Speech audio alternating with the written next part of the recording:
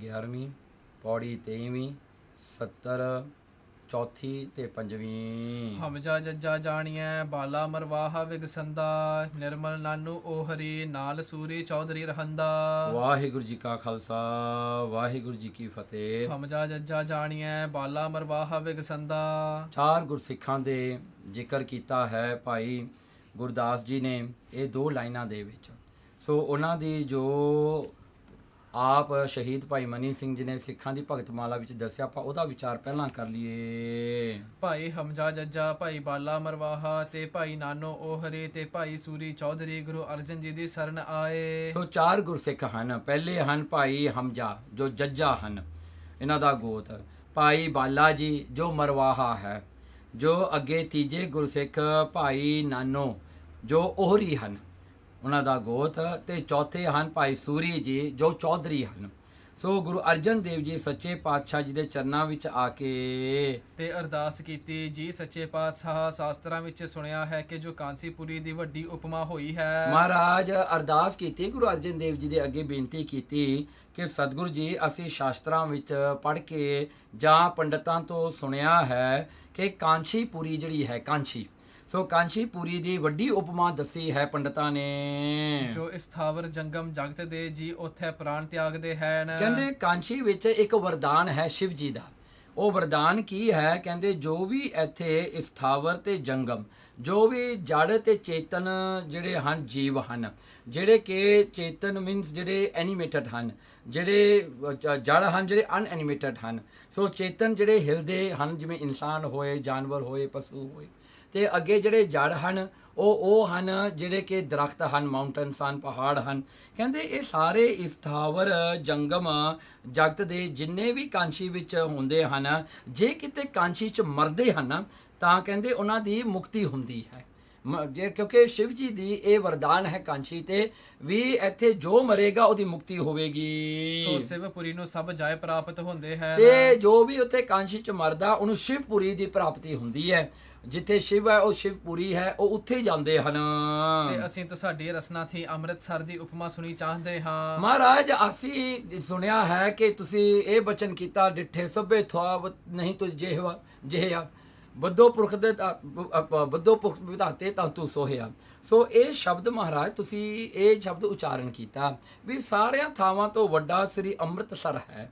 ਇਹੀ ਹੈ, ਸ੍ਰੀ ਅੰਮ੍ਰਿਤਸਰ ਹੀ ਵੱਡਾ ਹੈ ਵੀ। ਸਾਰੇ ਜਿਹੜੇ ਹਨ ਥਾਂ ਦੇਖੇ ਹਨ, ਪਰ ਸਭ ਤੋਂ ਮਹਾਨ ਸ੍ਰੀ ਅੰਮ੍ਰਿਤਸਰ ਹੈ। ਮਹਾਰਾਜ ਉਹ ਕਹਿੰਦੇ ਆਕਾਂਸ਼ੀ ਹੈ ਤੇ ਤੁਸੀਂ ਕਹਿੰਦੇ ਸ੍ਰੀ ਹਰਿਮੰਦਰ ਸਾਹਿਬ ਹੈ ਜੋ ਅੰਮ੍ਰਿਤਸਰ ਹੈ। ਮਹਾਰਾਜ ਇਹਦੇ ਬਾਰੇ ਤੂੰ ਸਾਨੂੰ ਦੱਸਣਾ ਕਰੋ। ਤਾਂ ਬਚਨ ਹੋਇਆ ਗੁਰੂ ਅਰਜਨ ਦੇਵ ਜੀ ਦਾ। ਭਾਈ ਇਸ ਅੰਮ੍ਰਿਤਸਰ ਦੇ ਦੁਆਲੇ 10 ਦੋਏ ਕੋਸ ਪਰਜੰਤ ਸਭ ਤੀਰਥ ਤੀਨ ਲੋਕਾਂ ਕੇ।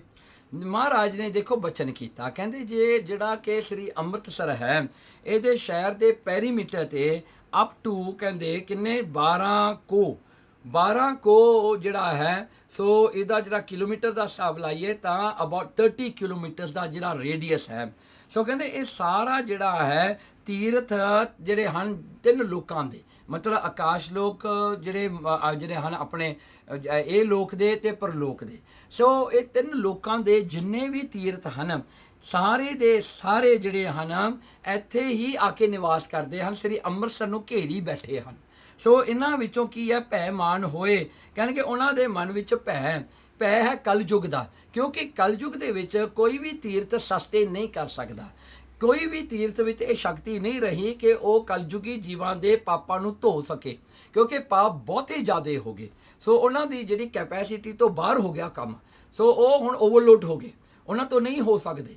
ਉਹ ਪਾਪ ਨਹੀਂ ਕੱਟੇ ਜਾਂਦੇ ਜੋ ਕਲਯੁਗ ਵਿੱਚ ਹੋ ਰਹੇ ਹਨ। ਇਸ ਕਰਕੇ ਉਹ ਸਾਰੇ ਤੀਰਥਾਂ ਨੇ ਆ ਕੇ, 3 ਲੋਕਾਂ ਦੇ ਤੀਰਥਾਂ ਨੇ ਆ ਕੇ ਅੰਮ੍ਰਿਤਸਰ ਨੂੰ ਘੇਰਾ ਪਾ ਲਿਆ, ਕਿਉਂਕਿ ਇਹ ਤੀਰਥ ਨਿਰਮਲ ਹੋਣਗੇ ਸ੍ਰੀ ਅੰਮ੍ਰਿਤਸਰ ਦੇ ਜਿਹੜੇ ਹਨ, ਇਹ ਜਿਹੜੀ ਹੈ ਅੰਮ੍ਰਿਤਸਰ ਦੀ ਧੂੜੀ ਦੇ ਨਾਲ, ਅੰਮ੍ਰਿਤਸਰ ਦੇ ਜਿਹੜਾ ਜਲ ਨਾਲ ਹੀ ਉਹਨਾਂ ਨੇ ਪਵਿੱਤਰ ਹੋਣਾ ਹੈ। ਪ੍ਰਥਮੇ ਅਸੀਂ ਤਰਨ ਤਾਰਨ ਤੀਰਥ ਬਣਾਵਦੇ ਸੇ। ਗੁਰੂ ਅਰਜਨ ਦੇਵ ਜੀ ਨੇ ਦੱਸਿਆ ਕਿ ਪਹਿਲਾਂ ਅਸੀਂ ਤਰਨ ਤਾਰਨ ਤੀਰਥ ਬਣਾਇਆ ਸੀ। ਤਾਂ ਇੱਕ ਗੁਰਮੁਖ ਸਦਾ ਕਿਰਤ ਕਰਕੇ ਆਪਣੀ ਕਮਾਈ ਵਿੱਚੋਂ 1 ਰੁਪਈਆ ਗੁਰੂ ਕੀ ਭੇਟ ਮੇਲੇ ਦੇ ਮੇਲੇ ਲਿਆਉਂਦਾ ਸੀ। ਕਹਿੰਦੇ ਇੱਕ ਗੁਰਸਿੱਖ ਹੋਇਆ ਕਰਦਾ ਸੀ ਉੱਥੇ, ਜੋ ਹਰ ਵਕਤ ਆਪਣੀ ਕੀਰਤੀ ਵਿੱਚੋਂ, ਆਪਣੀ ਕਮਾਈ ਦੇ ਵਿੱਚੋਂ ਉਹ 1 ਰੁਪਈਆ ਲਿਆ ਕੇ ਭੇਟਾ ਕਰਿਆ ਕਰਦਾ ਸਨ ਮੇਲੇ ਦੇ ਮੇਲੇ। ਹਰ ਮੇਲੇ ਦੇ ਵਿੱਚ, ਇਉਂ ਕਹਿ ਲਈਏ ਹਰ ਜੋੜ ਮੇਲੇ ਦੇ ਸਮੇਂ ਜਾਂ ਹਰ ਮਹੀਨੇ ਕਹਿ ਲਈਏ, ਜਦੋਂ ਵੀ ਉਹ ਮੇਲਾ ਉੱਥੇ ਹੋਇਆ ਕਰਦਾ ਸੀਗਾ ਤਾਂ ਉਸ ਵੇਲੇ ਉਹਨੇ 1 ਰੁਪਈਆ ਆ ਕੇ ਚੜਾਇਆ ਕਰਦਾ ਸੀ ਉਹ ਗੁਰਸਿੱਖ। ਤੇ ਤਰਨ ਤਾਰਨ ਤੇ ਆਇਆ ਤਾਂ ਅੱਧਾ ਰੁਪਈਆ ਭੇਟ ਰੱਖਿਆ। ਦੇਖੋ ਅੰਮ੍ਰਿਤਸਰ ਆਉਂਦਾ ਹੋਇਆ ਉਹਨੇ ਨੇ ਹਮੇਸ਼ਾ ਹੀ 1 ਰੁਪਈਆ ਚੜਾਇਆ ਕਰਦਾ ਸੀ, ਪਰ ਜਦੋਂ ਉਹ ਤਰਨ ਤਾਰਨ ਆਇਆ ਉਹਨੇ ਅੱਧਾ ਰੁਪਈਆ ਚੜਾਇਆ। ਉਹਨੇ 1 ਰੁਪਈਆ ਨਹੀਂ ਚੜਾਇਆ ਜਿਹੜਾ ਅੰਮ੍ਰਿਤਸਰ 'ਚ ਚੜਾਇਆ ਕਰਦਾ ਸੀ, ਉਹਨੇ ਅੱਧਾ ਰੁਪਈਆ ਚੜਾਇਆ ਤਰਨ ਤਾਰਨ ਤੇ ਆ ਕੇ। ਤੇ ਅੱਧਾ ਰੁਪਈਆ ਪੱਲੇ ਬਣ ਕੇ ਕਾਰ ਤਰਨ ਤਾਰਨ ਦੀ ਕਰਨ ਲੱਗਾ। ਤੇ ਉਹ ਅੱਧਾ ਰੁਪਈਆ ਭੇਟਾ ਕਰਕੇ ਤੇ ਅੱਧਾ ਰੁਪਈਆ ਆਪਣੇ ਪੱਲੇ ਨਾਲ ਬੰਨ ਕੇ ਉਹ ਤਰਨ ਤਾਰਨ ਦੀ ਆ ਕੇ ਕਾਰ ਸੇਵਾ ਵਿੱਚ ਲੱਗਿਆ, ਆ ਕੇ ਸੇਵਾ ਕਰਨ ਲੱਗਿਆ ਇੱਥੇ। ਤਾਂ ਤੇ ਸਾਡੇ ਵਿਚਾਰ ਆਇਆ ਜੋ ਅਸੀਂ ਅੱਧਾ ਤੀਰਥ ਇਹੋ ਰਚੀਏ। ਤਾਂ ਸਾਡਾ ਵਿਚਾਰ ਆਇਆ, ਗੁਰੂ ਅਰਜਨ ਦੇਵ ਜੀ ਕਹਿੰਦੇ ਉਹ ਸਿੱਖ ਵੱਲ ਦੇਖ ਕੇ ਵੀ ਤਰਨ ਤਾਰਨ ਦਾ ਅੱਧਾ ਤੀਰਥ ਅਸੀਂ ਬਣਾਉਣਾ ਹੈ, ਅੰਮ੍ਰਿਤਸਰ ਦਾ ਪੂਰਾ ਬਣਾਉਣਾ ਹੈ, ਤਰਨ ਤਾਰਨ ਦਾ ਅਸੀਂ ਅੱਧਾ ਹੀ ਬਣਾਵਾਂਗੇ, ਅਸੀਂ ਪੂਰਾ ਨਹੀਂ ਬਣਾਉਣਾ, ਕਿਉਂਕਿ ਸਿੱਖਾਂ ਦੀ ਸ਼ਰਧਾ ਹੀ ਅੱਧੀ ਹੋ ਗਈ। ਉੱਥੇ 1 ਰੁਪਈਆ ਦਿਆ ਕਰਦੇ ਸਨ, ਇੱਥੇ ਅੱਧਾ ਰੁਪਈਆ ਲੈ ਕੇ ਆਇਆ। ਕਹਿੰਦੇ ਹੁਣ ਸਿੱਖਾਂ ਦੀ ਅੱਧੀ ਸ਼ਰਧਾ ਹੈ, ਅੱਜ ਤੱਕ ਵੀ ਇਹੀ ਹਾਲ ਹੈ। ਦੇਖੋ ਹਰਮੰਦਰ ਸਾਹਿਬ ਕਿੰਨਾ ਭਰਿਆ ਹੁੰਦਾ ਹੈ, ਪਰ ਤਰਨ ਤਾਰਨ ਜਿਹੜਾ ਹੈ ਉਨਾ ਭੀੜ ਉੱਥੇ ਨਹੀਂ ਹੁੰਦੀ ਜਿੰਨੀ ਸ੍ਰੀ ਹਰਮੰਦਰ ਸਾਹਿਬ ਹੁੰਦੀ ਹੈ। ਤੇ ਮਹਾਰਾਜ ਨੇ ਕਿਹਾ ਵੀ ਸਿੱਖਾਂ ਦੀ ਸ਼ਰਧਾ ਵੀ ਅੱਧੀ ਹੋਈ ਹੈ ਹੁਣ ਤੱਕ। ਉਹਨਾਂ ਨੇ ਇਹ ਨਹੀਂ ਜਾਣਿਆ ਵੀ ਉਹ ਵੀ ਤੀਰਥ ਗੁਰੂ ਅਰਜਨ ਦੇਵ ਜੀ ਨੇ, ਇਹ ਵੀ ਤਾਂ ਤੀਰਥ ਗੁਰੂ ਅਰਜਨ ਦੇਵ ਜੀ ਨੇ ਰਚਿਆ ਹੈ ਨਾ, ਪਰ ਸ਼ਰਧਾ ਅੱਧੀ ਹੋ ਗਈ। ਇਸ ਕਰਕੇ ਗੁਰੂ ਅਰਜਨ ਦੇਵ ਜੀ ਕਹਿੰਦੇ ਅਸੀਂ ਆਪਣੇ ਸਮੇਂ ਵਿੱਚ ਇਹ ਤੀਰਥ ਨੂੰ ਅੱਧਾ ਹੀ ਬਣਾਵਾਂਗੇ। ਤੋ ਲਗ ਨੂਰ ਦੀ ਦੇ ਠਾਣੇ ਵਾਲੇ ਲੋਕ ਆਵਿਆਂ ਵਿੱਚੋਂ ਇੱਟਾਂ ਉਠਾਏ ਲੈ ਗਏ। ਕੀ ਹੋਇਆ, ਮਹਾਰਾਜ ਦੀ ਨੇਤ ਐਸੀ ਬਣੀ, ਜਿਹੜਾ ਹੈ ਉਸ ਸਮੇਂ ਵਿੱਚ ਜਿਹੜਾ ਸੀਗਾ ਨਾ, ਜਿਹੜਾ ਕੋਟਵਾਲ ਸੀਗਾ, ਉਹ ਕੋਟਵਾਲ ਜਿਹੜਾ ਸੀਗਾ ਉਹਨੇ ਕੀ ਕੀਤਾ ਕਿ ਉਹਨੇ ਜਿਹੜਾ ਹੈ ਆਪਣੇ ਬੰਦੇ ਭੇਜ ਕੇ ਉਹ ਇੱਟਾਂ ਚੋਰੀ ਕਰ ਲਈਆਂ, ਇੱਟਾਂ ਚੋਰੀ ਕੀਤੀਆਂ। ਉਹਦਾ ਨਾਂ ਵੀ ਲਿਖਿਆ ਹੋਇਆ ਹੈ ਫੇਰ ਪੜ੍ਹਦੀ ਨੂਰਦੀਨ ਦਾ ਠਾਣੇ ਤੇ। ਕਹਿੰਦੇ ਕਿ ਇਹ ਜਿਹੜਾ ਨੂਰਦੀਨ ਦਾ ਠਾਣਾ ਸੀਗਾ, ਇਹਨੇ ਆਪਣੇ ਬੰਦੇ ਭੇਜ ਕੇ ਇੱਟਾਂ ਚੋਰੀ ਕਰ ਲੀਆਂ ਜਿਹੜੀਆਂ ਤਰਨ ਤਾਰਨ ਵਾਸਤੇ ਪੱਕ ਕੇ ਆਈਆਂ ਹੋਈਆਂ ਸਨ, ਜਿਹਦੇ ਕਰਕੇ ਪੌੜੀਆਂ ਬਣਾਉਣੀਆਂ ਸਨ, ਸਰੋਵਰ ਦੀਆਂ ਪੱਕੀਆਂ ਕਰ ਲੀਆਂ ਸਨ। ਕੀ ਹੋਇਆ ਕਿ ਇਹਨੇ ਬੰਦੇ ਭੇਜ ਕੇ ਉਹ ਇੱਟਾਂ ਚੋਰੀ ਕਰ ਲੀਆਂ। ਤਾਂ ਅਸਾਂ ਬਚਨ ਕੀਤਾ, ਜਿਸ ਸਮੇਂ ਇਹਨਾਂ ਦੇ ਐਰੇ ਪੱਟ ਕੇ ਇਹੋ ਇੱਟਾਂ ਲੈ ਆਵਾਂਗੇ ਤਿਸ ਸਮੇਂ ਉਸਾਰਾਂਗੇ। ਦੇਖੋ ਗੁਰੂ ਅਰਜਨ ਦੇਵ ਜੀ ਕਹਿੰਦੇ ਜਦੋਂ ਇੱਟਾਂ ਚੋਰੀ ਹੋਈਆਂ ਨਾ, ਅਸੀਂ ਉਸ ਵੇਲੇ ਉਹ ਤੀਰਥ ਨੂੰ ਜਿਵੇਂ ਹੈਗਾ ਸੀ ਉਵੇਂ ਛੱਡ ਦਿੱਤਾ, ਅਸੀਂ ਫਿਰ ਪੱਕਿਆ ਨਹੀਂ ਕੀਤਾ। ਅੱਧਾ ਕੁ ਹੋਇਆ ਸੀ, ਅੱਧਾ ਕੁ ਰਹਿੰਦਾ ਸੀ, ਅਸੀਂ ਤੀਰਥ ਆਇਓ ਛੱਡ ਦਿੱਤਾ, ਉਹਦੀ ਸੇਵਾ ਇਸ ਤਰ੍ਹਾਂ ਹੀ ਛੱਡ ਦਿੱਤੀ। ਤੇ ਅਸੀਂ ਕਹਿੰਦੇ ਬਚਨ ਕੀਤਾ ਕਿ ਮੇਰੇ ਸਿੱਖ ਆਉਣਗੇ, ਜਿਹੜਾ ਹਨ ਫਿਊਚਰ ਦੇ ਵਿੱਚ ਮੇਰੇ ਸਿੱਖ ਜਿਹੜੇ ਆ ਕੇ ਉਸ ਵੇਲੇ ਉਹ ਇੱਟਾਂ ਜਿਹੜੀਆਂ ਚੋਰੀ ਕਰਕੇ ਲੈ ਕੇ ਗਏ ਆ ਨਾ, ਜਿਹੜੀਆਂ ਕਿ ਇਹਨਾਂ ਨੇ ਆਪਣੇ ਮਕਾਨ ਤੇ ਆਪਣੇ ਘਰ ਬਣਾ ਲਏ, ਇਹਨਾਂ ਨੇ ਮਦਰਾਸੇ ਬਣਾਤੇ, ਹਾਂਜੀ ਆਪਣੇ ਘਰਾਂ ਵਿੱਚ ਇੱਟਾਂ ਵਰਤ ਲੀਆਂ, ਆਪਣੇ ਜਿਹੜੇ ਹੁਣ ਹੋਰ ਕੰਮਾਂ ਵਿੱਚ ਇੱਟਾਂ ਵਰਤੀਆਂ, ਉਹੀ ਇੱਟਾਂ ਮੇਰੇ ਸਿੱਖ ਕੱਢ ਕੇ ਲਿਆਉਣਗੇ ਤੇ ਇਹ ਤੀਰਥ ਨੂੰ ਪੱਕਾ ਕਰਨਗੇ। ਐਸਾ ਹੀ ਹੋਇਆ ਜੋ ਕਿ 1766 ਦੇ ਵਿੱਚ ਜਿਹੜਾ ਹੈ ਭਾਈ ਜੱਸਾ ਸਿੰਘ ਰਾਮਗੜੀਆ, ਉਹਨਾਂ ਨੇ ਆ ਕੇ ਹਮਲਾ ਕੀਤਾ ਤੇ ਮਿਸਲਦਾਰਾਂ ਨੂੰ ਜਿਹੜਾ ਹੈ ਉਹਨੇ ਜਾ ਕੇ ਨੂਰਦੀਨ ਦੇ ਮਕਾਨਾਂ ਨੂੰ ਢਾਹ ਕੇ ਉਹਨਾਂ ਦੀਆਂ ਇੱਟਾਂ ਕੱਢ ਕੇ ਲਿਆਂਦੀਆਂ ਤੇ ਉਹੀ ਪਾਰਟੀਕੂਲਰ ਇੱਟਾਂ ਲਿਆ ਕੇ ਫਿਰ ਤਰਨ ਤਾਰਨ ਸਾਹਿਬ ਦੇ ਸਰੋਵਰ ਨੂੰ ਪੱਕੀਆਂ ਕੀਤਾ। ਤੋ ਲਗ ਇੱਕ ਇਸਤਰੀ ਤੇ ਪੁਰਖ ਆਏ। ਉਸ ਵੇਲੇ ਕਹਿੰਦੇ ਸਾਡੇ ਕੋਲ ਇੱਕ ਇਸਤਰੀ ਆਈ, ਇੱਕ ਇਸਤਰੀ ਤੇ ਉਹ ਇੱਕ ਆਪਣੇ ਪਤੀ ਨਾਲ ਆਈ, ਜੋ ਗਰੀਬ ਨਿਵਾਜ ਮੈਂ ਅਮਕੇ ਧਨੀ ਦੀ ਬੇਟੀ ਹਾਂ। ਉਹਨੇ ਆ ਕੇ ਦੱਸਿਆ ਕਿ ਮੈਂ ਪੱਟੀ ਦੇ ਰਾਜੇ ਦੀ ਲੜਕੀ ਹਾਂ, ਵੀ ਮੈਂ ਉਹ ਅਮਕੇ ਮਤਲਬ ਪੱਟੀ ਦਾ ਰਾਜਾ ਸੀਗਾ, ਸੋ ਕਹਿੰਦਾ ਮੈਂ ਪੱਟੀ ਦੇ ਰਾਜੇ ਦੀ ਲੜਕੀ ਹਾਂ। ਤੇ ਮੇਰੇ ਪਰ ਪਿਤਾ ਕੋਪ ਹੋਏ ਕਿ ਇਸ ਕੁਸ਼ਤੀ ਨਾਲ ਮੇਰਾ ਵਿਵਾਹ ਕੀਤਾ ਸੀ। ਕਹਿੰਦੇ ਮੇਰੇ ਪਿਤਾ ਨੇ ਮੇਰੇ ਨਾਲ ਗੁੱਸਾ ਕਰਕੇ ਮੇਰਾ ਵਿਆਹ ਇੱਕ ਲੈਪਰਸੀ ਵਾਲੇ ਬੰਦੇ ਨਾਲ ਕਰ ਦਿੱਤਾ, ਇੱਕ ਕੋੜੀ ਨਾਲ ਕਰ ਦਿੱਤਾ ਮਹਾਰਾਜ, ਕਿਉਂਕਿ ਸਾਖੀ ਤਾਂ ਆਏ ਆਉਂਦੇ ਬੀਬੀ ਰਜਨੀ ਜੀ ਸੀਗੇ। ਇਹ ਕਹਿੰਦੇ ਬੀਬੀ ਰਜਨੀ ਜਿਹੜੀ ਸੀਗੀ ਭੈ ਮੰਨਣ ਵਾਲੀ ਸੀ, ਇਹਨੇ ਨਾ ਗੁਰੂ ਮਹਾਰਾਜ ਦੇ ਜਿਹੜੇ ਹਨ ਗੁਰੂ ਅਰਜਨ ਦੇਵ ਜੀ ਦੀ ਸਿੱਖੀ ਧਾਰਨ ਕੀਤੀ ਹੋਈ ਸੀ।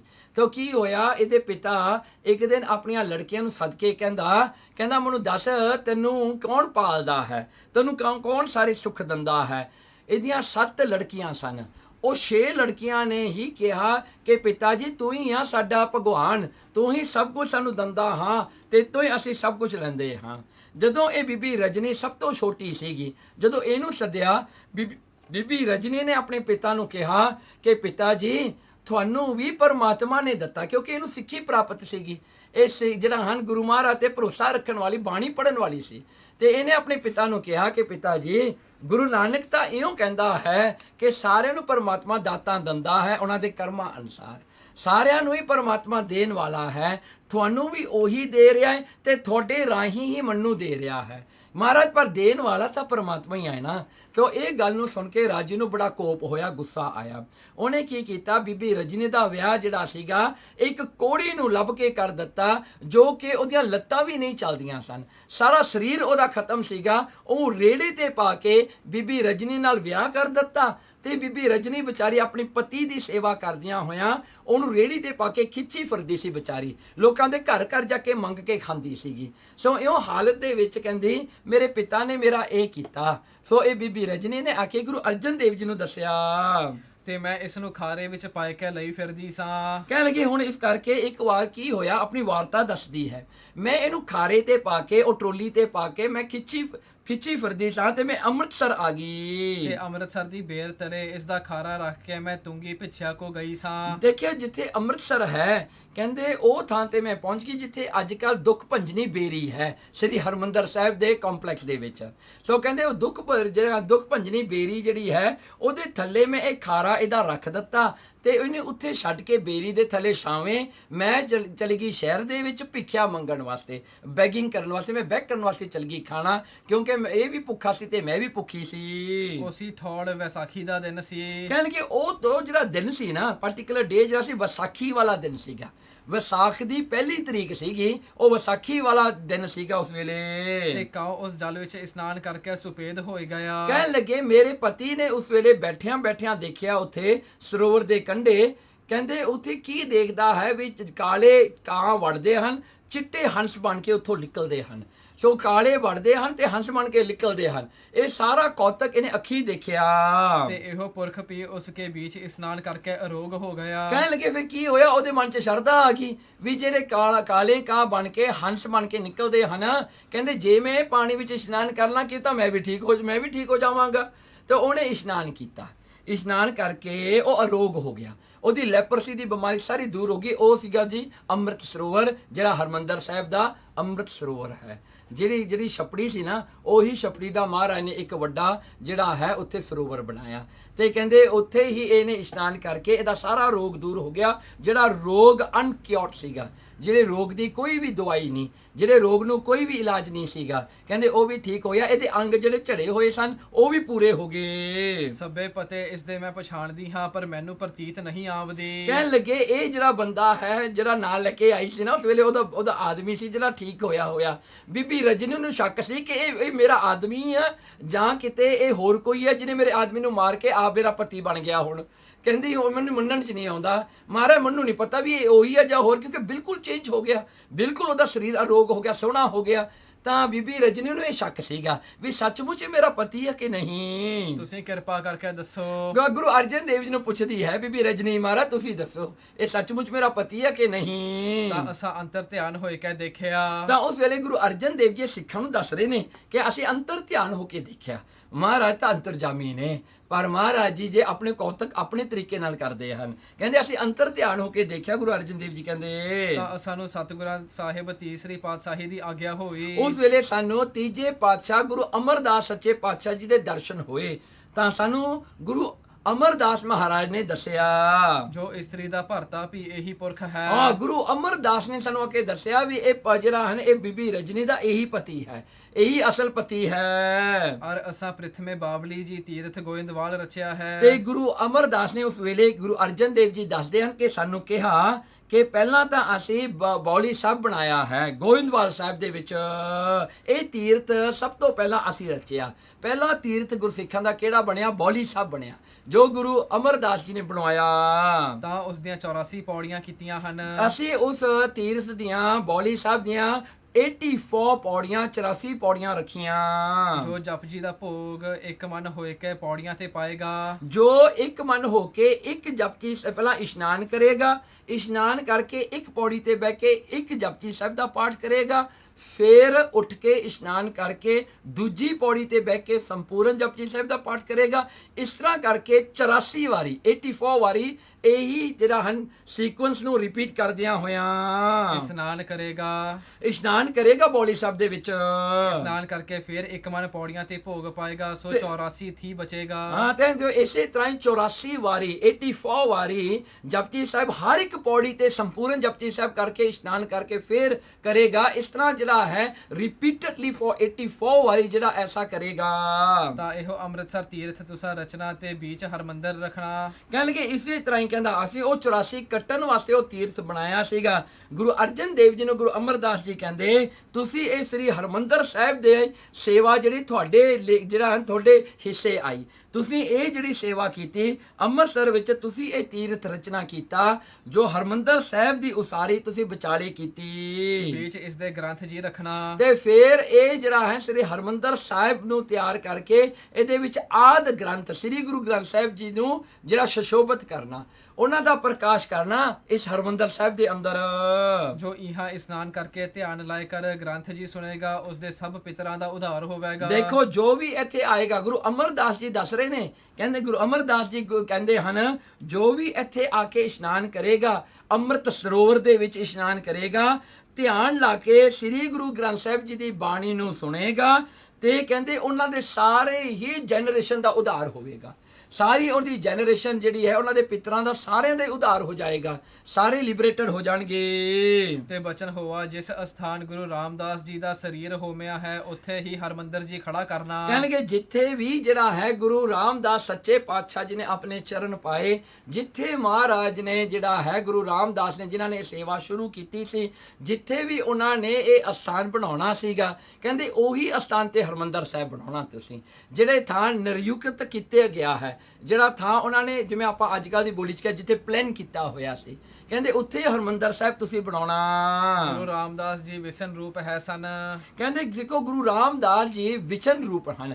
ਵਿਸ਼ਨ ਰੂਪ ਮਤਲਬ ਪ੍ਰਮਾਤਮਾ ਦਾ ਹੀ ਰੂਪ ਹੈ, ਸਾਖਸ਼ਾਤ ਪ੍ਰਮਾਤਮਾ ਦਾ ਰੂਪ ਹਨ। ਤਾਂ ਤੇ ਵਿਸ਼ਨ ਕਾ ਨਾਮ ਹਰ ਭੀ ਕਹਿੰਦੇ ਹਨ। ਇਸ ਕਰਕੇ ਕਹਿੰਦੇ ਪਰਮਾਤਮਾ ਨੂੰ ਹਰ ਵੀ ਕਿਹਾ ਜਾਂਦਾ ਹੈ, ਪਰਮਾਤਮਾ ਨੂੰ ਹਰੀ ਕਿਹਾ ਜਾਂਦਾ ਹੈ, ਹਰ ਕਿਹਾ ਜਾਂਦਾ ਹੈ, ਜੋ ਹਰਾ ਭਰਾ ਕਰਨ ਵਾਲਾ ਹੈ, ਜੋ ਸਾਰੇ ਪਾਪਾਂ ਨੂੰ ਹਰਨ ਵਾਲਾ, ਖਤਮ ਕਰਨ ਵਾਲਾ ਹੈ। ਇਸ ਦੇ ਕਈ ਅਰਥ ਨੇ। ਕਹਿੰਦੇ ਇਸ ਕਰਕੇ ਗੁਰੂ ਰਾਮਦਾਸ ਜੀ ਨੂੰ ਪਰਮਾਤਮਾ ਦਾ ਹੀ ਰੂਪ ਜਾਣੋ, ਤੇ ਇਸ ਕਰਕੇ ਹਰ ਜਿਹੜਾ ਨਾਮ ਹੈ ਉਹ ਵੀ ਪਰਮਾਤਮਾ ਦਾ ਹੀ ਨਾਮ ਹੈ। ਤਾਂ ਤੇ ਇਸ ਦਾ ਨਾਮ ਹਰਮੰਦਰ ਹੈ। ਕਹਿਣਗੇ ਇਸ ਕਰਕੇ ਇਸ ਮੰਦਿਰ ਦਾ ਨਾਮ ਅਸੀਂ ਹਰਮੰਦਰ ਰੱਖਿਆ ਹੈ, ਵੀ ਉਹ ਹਰੀ ਦਾ ਮੰਦਿਰ ਹੈ, ਇਹ ਗੁਰੂ ਰਾਮਦਾਸ ਮਹਾਰਾਜ ਦਾ ਮੰਦਿਰ ਹੈ। ਬਾਬੜੋ ਨਾਮ ਤੇ ਨਾਮੀ ਮੈਂ ਭੇਦ ਕਛ ਨਹੀਂ। ਦੇਖੋ ਫਿਰ ਨਾਮ ਤੇ ਨਾਮੀ, ਜਿਹਦਾ ਨਾਮ ਹੈ ਉਹ ਨਾਮੀ ਵਿੱਚ ਕੋਈ ਭੇਦ ਨਹੀਂ। ਇਹ ਮੰਦਿਰ ਹੀ ਗੁਰੂ ਰਾਮਦਾਸ ਸਰੂਪ ਹੈ, ਤੇ ਗੁਰੂ ਰਾਮਦਾਸ ਹੀ ਆਪ ਨਿਰਗੁਣ ਓਪਾਰ ਪਰਮ ਪਰਮੇਸ਼ਰ ਸਰੂਪ ਹਨ। ਅੱਠੇ ਪਹਿਰ ਇਹਾ ਨਾਮ ਕਾ ਉਚਾਰ ਹੋਵੇਗਾ। ਇਸ ਕਰਕੇ ਇੱਥੇ ਜਿਹੜਾ ਹੈ ਅੱਠੇ ਪਹਿਰ ਹੀ 24 ਘੰਟੇ ਪਰਮੇਸ਼ਰ ਦੇ ਨਾਮ ਦਾ ਹੀ ਉਚਾਰਨ ਹੋਇਆ ਕਰੇਗਾ। ਤਾਂ ਤੇ ਹਰਮੰਦਰ ਨਾਮ ਹੋਵੇ। ਤਾਂ ਇਸ ਦਾ ਨਾਮ ਹਰਮੰਦਰ ਰੱਖਣਾ ਗੁਰੂ ਅਮਰਦਾਸ ਜੀ ਕਹਿੰਦੇ। ਜੈਸੇ ਸਾਰੀ ਗੰਗਾ ਥੀ ਹਰਦੁਆਰ ਦਾ ਮਹੱਤਮ ਵਿਸ਼ੇਖ ਹੈ। ਦੇਖੋ ਜਿਸ ਤਰ੍ਹਾਂ ਕਿ ਗੰਗਾ ਥੀ, ਗੰਗਾ ਦੇਖੋ ਕਿੱਥੋਂ ਚੱਲ ਕੇ ਆਉਂਦੇ, ਕਿੱਥੋਂ ਤੱਕ ਜਾਂਦੇ, ਪਰ ਹਰਦੁਆਰ ਦਾ ਸਭ ਤੋਂ ਵੱਡਾ ਜਿਹੜਾ ਮਹਾਨਤਾ ਹੈ, ਜਿਹੜਾ ਹੈ ਹਰਦੁਆਰ ਜਿਹੜਾ ਰਸਤੇ ਵਿੱਚ ਬਣਿਆ ਹੋਇਆ ਗੰਗਾ ਦੇ ਕੰਢੇ ਤੇ, ਉਹਦਾ ਮਹੱਤਮ ਦੱਸਿਆ ਹੈ ਸਾਰਾ। ਐਸੇ ਹਰਮੰਦਰ ਕੇ ਨੀਚੇ ਹਰ ਕੀਆਂ ਪਵੜੀਆਂ ਰੱਖਣੀਆਂ। ਦੇਖੋ ਹਰਮੰਦਰ ਦੇ ਨੀਚੇ ਹਰ ਕੀ ਪੌੜੀ ਰੱਖਣੀ ਹੈ, ਹਰ ਕੀ ਪੌੜੀ ਰੱਖਣੀ ਹੈ। ਜਿਹੜਾ ਹਰਮੰਦਰ ਸਾਹਿਬ ਬਣਾਇਆ ਤਾਂ ਹਰ ਕੀ ਪੌੜੀ ਰੱਖਣੀ, ਮਤਲਬ ਕਿ ਉਹ ਸਰੋਵਰ ਦੇ ਬੇਸ ਤੋਂ ਲੈ ਕੇ ਉੱਤੇ ਤੱਕ ਹਰ ਕੀ ਪੌੜੀ ਬਣਾਉਣੀ। ਜਿੱਥੇ ਅੱਜ ਵੀ ਹਰ ਕੀ ਪੌੜੀ ਦਾ ਅਸਥਾਨ ਹੈ, ਕਹਿੰਦੇ ਉਹ ਹਰ ਕੀ ਪੌੜੀ ਦਾ ਅਸਥਾਨ ਬਣਾਉਣਾ। ਉਸ ਜਗ੍ਹਾ ਦੇ ਇਸ਼ਨਾਨ ਦਾ ਫਲ ਸਬਸ ਥੀ ਅਧਿਕ ਹੋਵੇਗਾ। ਉਹ ਹਰ ਕੀ ਪੌੜੀ ਤੇ ਜਿਹੜਾ ਇਸ਼ਨਾਨ ਕਰੇਗਾ ਉਹਦਾ ਜਿਹੜਾ ਹੈ ਫਲ ਸਭ ਤੋਂ ਜ਼ਿਆਦਾ ਹੋਵੇਗਾ। ਤਬ ਅਸਾਂ ਅਰਦਾਸ ਕੀਤੀ। ਤਾਂ ਉੱਥੇ ਕਹਿੰਦੇ ਉਸ ਵੇਲੇ ਅਸੀਂ ਅਰਦਾਸ ਕੀਤੀ, ਗੁਰੂ ਅਰਜਨ ਦੇਵ ਜੀ ਕਹਿੰਦੇ ਜੋ ਇਹੋ ਤਰਨ ਤਾਰਨ ਜੋ ਤੀਰਥ ਰਚਿਆ ਹੈ, ਜੋ ਇਹ ਤਰਨ ਤਾਰਨ ਤੀਰਥ ਅਸੀਂ ਰਚਿਆ ਹੈ, ਤਾਂ ਆਗਿਆ ਹੋਈ ਇਹੋ ਤੀਰਥ ਪੀਣ ਵਾਲੇ ਸਿੱਖਾਂ ਦੇ ਰੋਗ ਗਵਾਏਗਾ। ਗੁਰੂ ਅਮਰਦਾਸ ਜੀ ਸਾਨੂੰ ਕਹਿੰਦੇ ਕਿ ਜੋ ਤਰਨ ਤਾਰਨ ਤੀਰਥ ਤੁਸੀਂ ਬਣਾਇਆ ਹੈ, ਇਹ ਤੀਰਥ ਤੇ ਜੋ ਮੇਰਾ ਸਿੱਖ ਆਏਗਾ ਉਹਨਾਂ ਦੇ ਸਾਰੇ ਰੋਗ ਦੂਰ ਹੋਇਆ ਕਰਨਗੇ, ਉਹ ਜਿਹੜੇ ਤੰਦਰੁਸਤ ਹੋ ਕੇ ਜਾਇਆ ਕਰਨਗੇ, ਉਹਨਾਂ ਦੀਆਂ ਪੀੜਾਂ ਸਾਰੀਆਂ ਇੱਥੇ ਖਤਮ ਹੋਇਆ ਕਰਨਗੀਆਂ। ਸਾਥ ਹੀ ਪਰਲੋਕ ਦੀ ਗੱਤ ਦੇਵੇਗਾ। ਤੇ ਇਹੀ ਤੀਰਥ ਤਰਨ ਤਾਰਨ ਹੈ ਜਿੱਥੇ ਸਾਰੇ ਤਰ ਜਾਣਗੇ, ਜਿੱਥੇ ਸਾਰਿਆਂ ਦਾ ਤਰਨਾ ਹੋਵੇਗਾ, ਕਹਿੰਦੇ ਉਹਨਾਂ ਦੀ ਗਤੀ ਹੋਵੇਗੀ, ਉਹਨਾਂ ਨੂੰ ਮੁਕਤੀ ਵੀ ਮਿਲੇਗੀ। ਤਾਂ ਸਮਾਂ ਪਾਏ ਕੇ ਇਹੋ ਵੀ ਪੱਕਾ ਤੀਰਥ ਹੋਵੇਗਾ। ਤੇ ਗੁਰੂ ਅਮਰਦਾਸ ਨੇ ਬਚਨ ਕੀਤੇ ਤਰਨ ਤਾਰਨ ਵੀ ਸਮਾਂ ਪਾ ਕੇ ਪੂਰਾ ਪੱਕਾ ਹੋਵੇਗਾ। ਤਾਂ ਉਹ ਮੱਸਿਆ ਦੇ ਇਸ਼ਨਾਨ ਦਾ ਇਹਾਂ ਵੱਡਾ ਮਹੱਤਵ ਹੋਵੇਗਾ। ਕਹਿੰਦੇ ਉਸ ਵੇਲੇ ਜਿਹੜਾ ਉਹ ਮੱਸਿਆ ਦੇ ਵੇਲੇ ਉਹ ਜਿਹੜਾ ਵੱਡ ਜਿਹੜਾ ਹੈ ਇਸ ਦਾ ਪੁੰਨ ਹੋਵੇਗਾ। ਜਿਹੜਾ ਵੀ ਕੋਈ ਜਾ ਕੇ ਤਰਨ ਤਾਰਨ ਇਸ਼ਨਾਨ ਕਰੇਗਾ ਮੱਸਿਆ ਦੇ ਸਮੇਂ, ਉਹ ਵੱਡਾ ਉਸ ਦਾ ਫਲ ਹੋਵੇਗਾ। ਅਬ ਤੁਮ ਅੰਮ੍ਰਿਤਸਰ ਤਿਆਰ ਕਰੋ। ਇਸ ਕਰਕੇ ਗੁਰੂ ਅਮਰਦਾਸ ਕਹਿੰਦੇ ਮਹਾਰਾਜ ਨੇ ਗੁਰੂ ਅਰਜਨ ਦੇਵ ਜੀ ਨੂੰ ਇਹ ਆਦੇਸ਼ ਦਿੱਤਾ ਕਿ ਤੁਸੀਂ ਪਹਿਲਾਂ ਇਹ ਅੰਮ੍ਰਿਤਸਰ ਨੂੰ ਤਿਆਰ ਕਰੋ। ਤੇ ਜੋ ਥੇਹੋ ਅੰਮ੍ਰਿਤਸਰ ਦੇ ਪਾਸ ਹੈ ਉਸ ਨੂੰ ਖੋਦਣਾ। ਜੇ ਜੋ ਥੇ ਸੀਗੀ ਨਾ, ਇੱਕ ਜਿਹੜੇ ਹਨ ਇੱਕ ਢੇਰੀ ਜੀ ਸੀ ਸ੍ਰੀ ਹਰਮੰਦਰ ਸਾਹਿਬ ਦੇ ਕੋਲ, ਉਹ ਢੇਰੀ ਨੂੰ ਜਿਹੜਾ ਹੈ ਮਹਾਰਾਜ ਦਾ ਹੁਕਮ ਹੋਇਆ ਉਹਨੂੰ ਵੀ ਖੋਦੋ, ਉਹਨੂੰ ਡਿੱਗ ਕਰਨਾ ਕਰੋ। ਉੱਥੇ ਹੀ ਇੱਕ ਜੋਗੀ ਬੈਠਾ ਹੈ। ਦੇਖੋ ਉਹ ਜਗ੍ਹਾ ਜਿਹੜਾ ਹੈ ਥੇ ਵਾਲੀ ਜਗ੍ਹਾ ਸੀਗੀ, ਉਹ ਸੀਗਾ ਅੱਜ ਕੱਲ ਜਿੱਥੇ ਸੰਤੋਖਸਰ ਬਣਿਆ ਹੋਇਆ ਹੈ। ਮਹਾਰਾਜ ਨੇ ਉਹ ਵੀ ਆਗਿਆ ਕੀਤੀ ਵੀ ਉਹ ਵੀ ਜਿਹੜਾ ਹੈ ਜਾ ਕੇ ਖੋਦੋ। ਉਹ ਡਿੱਗ ਕਰਨ ਕਰਕੇ ਅੰਦਰੋਂ ਇੱਕ ਯੋਗੀ ਦਾ ਮਟਕਾ ਨਿਕਲੇਗਾ ਤੇ ਉਹ ਯੋਗੀ ਅੰਦਰ ਹੋਵੇਗਾ। ਉਸ ਨੂੰ ਤੁਸਾਂ ਥੀ ਗਿਆਨ ਹੋਵੇਗਾ। ਕਹਿਣ ਲੱਗੇ ਉਹਨੂੰ ਜਿਹੜਾ ਹੈ ਉਸ ਜੋਗੀ ਨੂੰ ਤੁਹਾਡੇ ਦਰਸ਼ਨ ਕਰਕੇ ਗਿਆਨ ਹੋਵੇਗਾ। ਤਾਂ ਅਸੀਂ ਅੰਮ੍ਰਿਤਸਰ ਤੇ ਆਏ ਤੇ ਥੇਹੋ ਖੋਦਿਆ। ਤਾਂ ਕਹਿੰਦੇ ਅਸੀਂ ਅੰਮ੍ਰਿਤਸਰ ਆ ਕੇ ਉੱਥੇ ਜਿੱਥੇ ਅੱਜ ਸੰਤੋਖਸਰ ਹੈ ਉਹਨੂੰ ਖੋਦਣਾ ਕੀਤਾ। ਗੁਰੂ ਅਰਜਨ ਦੇਵ ਜੀ ਤੇ ਕਹਿੰਦੇ ਉਸ ਦੇ ਵਿੱਚ ਇੱਕ ਮੱਟ ਨਿਕਲਿਆ। ਤਾਂ ਉਸਦੇ ਵਿੱਚੋਂ ਇੱਕ ਮੱਟ ਨਿਕਲਿਆ, ਇੱਕ ਜਿਹੜਾ ਵੱਡਾ ਪੋਟ ਨਿਕਲਿਆ। ਇੱਕ ਜੋਗੀ ਬੈਠਾ ਸੀ ਸਮਾਧ ਲਗਾਏ ਕੇ। ਉਹਦੇ ਵਿੱਚ ਇੱਕ ਜੋਗੀ ਬੈਠਾ ਸੀ ਸਮਾਧੀ ਲਾ ਕੇ। ਤਾਂ ਉਸ ਦੇ ਚਰਨਾਂ ਤੇ ਪੁੱਟਣੀਆਂ ਤੇ ਮੱਖਣ ਤੇ ਕਸਤੂਰੀ ਮਲ ਕੇ ਸੁਚੇਤ ਕੀਤਾ। ਕਹਿਣ ਲੱਗੇ ਫਿਰ ਉਹ ਜਿਹੜਾ ਹੈ ਦੇਖੋ ਕਿੰਨੇ 100 ਸਾਲ ਦਾ ਉਹ ਬੈਠਾ ਸੀ ਉੱਥੇ, ਕਿੰਨੇ ਉਹਨੂੰ 1000 ਸਾਲ ਹੋ ਗਏ ਸਨ ਉੱਥੇ ਬੈਠੇ ਨੂੰ। ਉਹਦੇ ਗੋਡੇ ਉਹਦਾ ਸਰੀਰ ਸਾਰਾ ਜਿਹੜਾ ਜੈਮ ਹੋ ਚੁੱਕਿਆ ਸੀਗਾ, ਜੁੜ ਚੁੱਕਿਆ ਸੀਗਾ। ਉਸ ਵੇਲੇ ਗੁਰੂ ਮਹਾਰਾਜ ਜੀ ਕਹਿੰਦੇ ਉਹਦੀਆਂ ਪੁੱਟਣੀਆਂ, ਉਹਦੇ ਜੁਆਇੰਟਸ ਦੇ ਉੱਤੇ ਜਿਹੜਾ ਹੈ ਉਹਦੇ ਤੇਲ ਮਲਿਆ, ਘਿਓ ਮਲਿਆ, ਮੱਖਣ ਮਲਿਆ ਤੇ ਕਸਤੂਰੀ ਲਾ ਕੇ ਉਹਦਾ ਸਾਰਾ ਸਰੀਰ ਮਲ ਕੇ ਉਹਨੂੰ ਸੁਚੇਤ ਕੌਨਸ਼ੀਅਸ ਵਿੱਚ ਲਿਆਂਦਾ। ਤਾਂ ਉਸਨੇ ਦਰਸ਼ਨ ਕੀਤਾ। ਤਾਂ ਉਹਨੇ ਸਾਡਾ ਦਰਸ਼ਨ ਕੀਤਾ। ਤਾਂ ਜੋਗੀ ਕਹਿਆ ਅੱਜ ਸਾਡਾ ਜਨਮ ਸਫਲ ਹੋਇਆ ਹੈ। ਉਹ ਜੋਗੀ ਨੇ ਫਿਰ ਕਿਹਾ ਮਹਾਰਾਜ ਗੁਰੂ ਅਰਜਨ ਦੇਵ ਜੀ ਦੇ ਦਰਸ਼ਨ ਕਰਕੇ ਕਿ ਸਾਡਾ ਅੱਜ ਤੋਂ ਜਨਮ ਸਫਲ ਹੋ ਗਿਆ। ਇਹਾਂ ਦੁਆਦਸ ਕੋਸ ਪਰਜੰਤ ਅੰਮ੍ਰਿਤਸਰ ਹੈ। ਕਹਿਣ ਲੱਗੇ ਅੰਮ੍ਰਿਤਸਰ ਸਿਰਫ ਇੱਕ ਥਾਂ ਨਹੀਂ, 12 ਕੋ ਘੇਰੇ ਵਿੱਚ ਸਾਰਾ ਹੀ ਅੰਮ੍ਰਿਤਸਰ ਹੈ। ਇਹ ਸਾਰਾ ਹੀ ਅੰਮ੍ਰਿਤ ਦਾ ਘਰ ਹੈ, ਅੰਮ੍ਰਿਤ ਦਾ ਕੁੰਡ ਹੈ। ਸਭ ਤੀਰਥ ਇਸੇ ਜਗ੍ਹਾ ਨਿਵਾਸ ਕਰਨਗੇ। ਉਹ ਯੋਗੀ ਵੀ ਕਹਿ ਕੇ ਗਿਆ, ਕਹਿੰਦਾ ਇਹ ਸਾਰੇ ਜਿੰਨੇ ਵੀ ਤੀਰਥ ਹਨ ਸੰਸਾਰ ਦੇ, ਇਹ ਸਾਰੇ ਇੱਥੇ ਹੀ ਨਿਵਾਸ ਕਰਿਆ ਕਰਨਗੇ ਆ ਕੇ। ਕੋਸ ਭਰ ਚੌਫੇਰੇ ਇਸ ਕੰਮ ਧਿਆਨ ਹੈ। ਕਹਿਣਗੇ ਤੇ ਕੋਸ ਭਰ, ਇੱਕ ਕੋਸ 2.5 ਕਿਲੋਮੀਟਰ ਇਹਦਾ ਜਿਹੜਾ ਹੈ ਘੇਰਾ ਹੈ ਇਹ ਸਾਰੇ ਤੀਰਥ ਦਾ, ਮਤਲਬ ਕਿ ਜਿਹੜਾ 2.5 ਕਿਲੋਮੀਟਰ ਦਾ ਘੇਰਾ ਹੈ ਆਲੇ ਦੁਆਲੇ ਸ੍ਰੀ ਹਰਮੰਦਰ ਸਾਹਿਬ ਜਿੱਥੇ ਅੱਜ ਦਾ ਕੰਪਲੈਕਸ ਬਣਿਆ ਹੋਇਆ ਹੈ। ਇੱਥੇ ਹੀ ਜੋ ਤਾਲ ਗੁਰੂ ਰਾਮਦਾਸ ਜੀ ਦਵਾਇਆ ਹੈ। ਇਹੀ ਤਾਲ ਹੈ ਜੋ ਕਿ ਗੁਰੂ ਰਾਮਦਾਸ ਸੱਚੇ ਪਾਤਸ਼ਾਹ ਜੀ ਨੇ ਸ਼ੁਰੂ ਕੀਤਾ ਸੀ। ਇਸ ਦੀ ਅਵਚਲ ਨੀਂਵ ਕਰਨੀ ਹੈ। ਇਸ ਦੀ ਅਬਚਲ ਨੀਂਵ ਹੋਵੇਗੀ। ਇਹਦੀ ਨੀਂਵ ਜਿਹੜੀ ਹੈ ਇਹਦਾ ਫਾਊਂਡੇਸ਼ਨ ਕੋਈ ਨਹੀਂ ਹਿਲਾ ਸਕੇਗਾ। ਇਹਦਾ ਫਾਊਂਡੇਸ਼ਨ ਐਸਾ ਰੱਖਾਂਗੇ ਕਹਿੰਦੇ ਇਹਨੂੰ ਕੋਈ ਤੋੜਨ ਵਾਲਾ ਜੰਮੇਗਾ ਨਹੀਂ ਦੁਨੀਆ ਵਿੱਚ।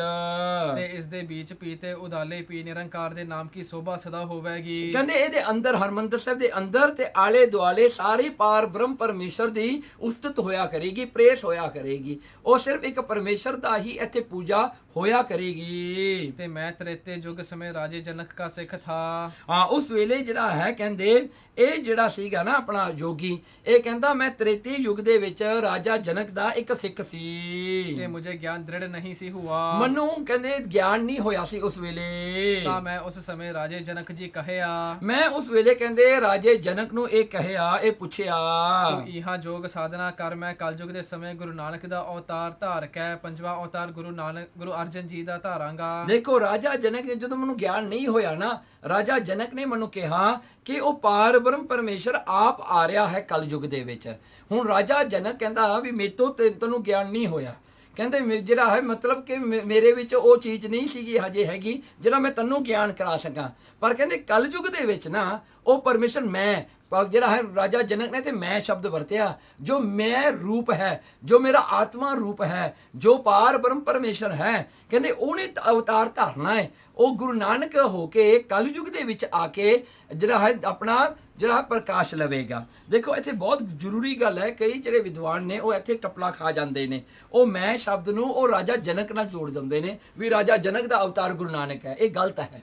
ਜਿਹੜਾ ਹੈ ਇੱਥੇ ਮੈਂ ਦਾ ਮਤਲਬ ਹੈ ਜਿਹੜਾ ਮੇਰਾ ਸਰੂਪ ਹੈ, ਜਿਹੜਾ ਮੇਰਾ ਆਤਮਾ ਸਰੂਪ ਹੈ ਉਹ ਪਾਰ ਬ੍ਰਹਮ ਪਰਮੇਸ਼ਰ ਜਿਹਨੂੰ ਮੈਂ ਪਾਇਆ ਹੈ, ਕਹਿੰਦੇ ਉਹ ਪਰਮੇਸ਼ਰ ਰੂਪ ਆਪ ਗੁਰੂ ਨਾਨਕ ਬਣ ਕੇ, ਨਹੀਂ ਤਾਂ ਜੇ ਇਹੀ ਆਪੇ ਰਾਜਾ ਜਨਕ ਨੇ ਗੁਰੂ ਨਾਨਕ ਬਣ ਕੇ ਆਉਣਾ, ਫਿਰ ਜੋਗੀ ਨੂੰ ਉੱਥੇ ਬਿਠਾਉਣ ਦੀ ਕੀ ਲੋੜ ਸੀ ਇੰਨੇ ਸਾਲ?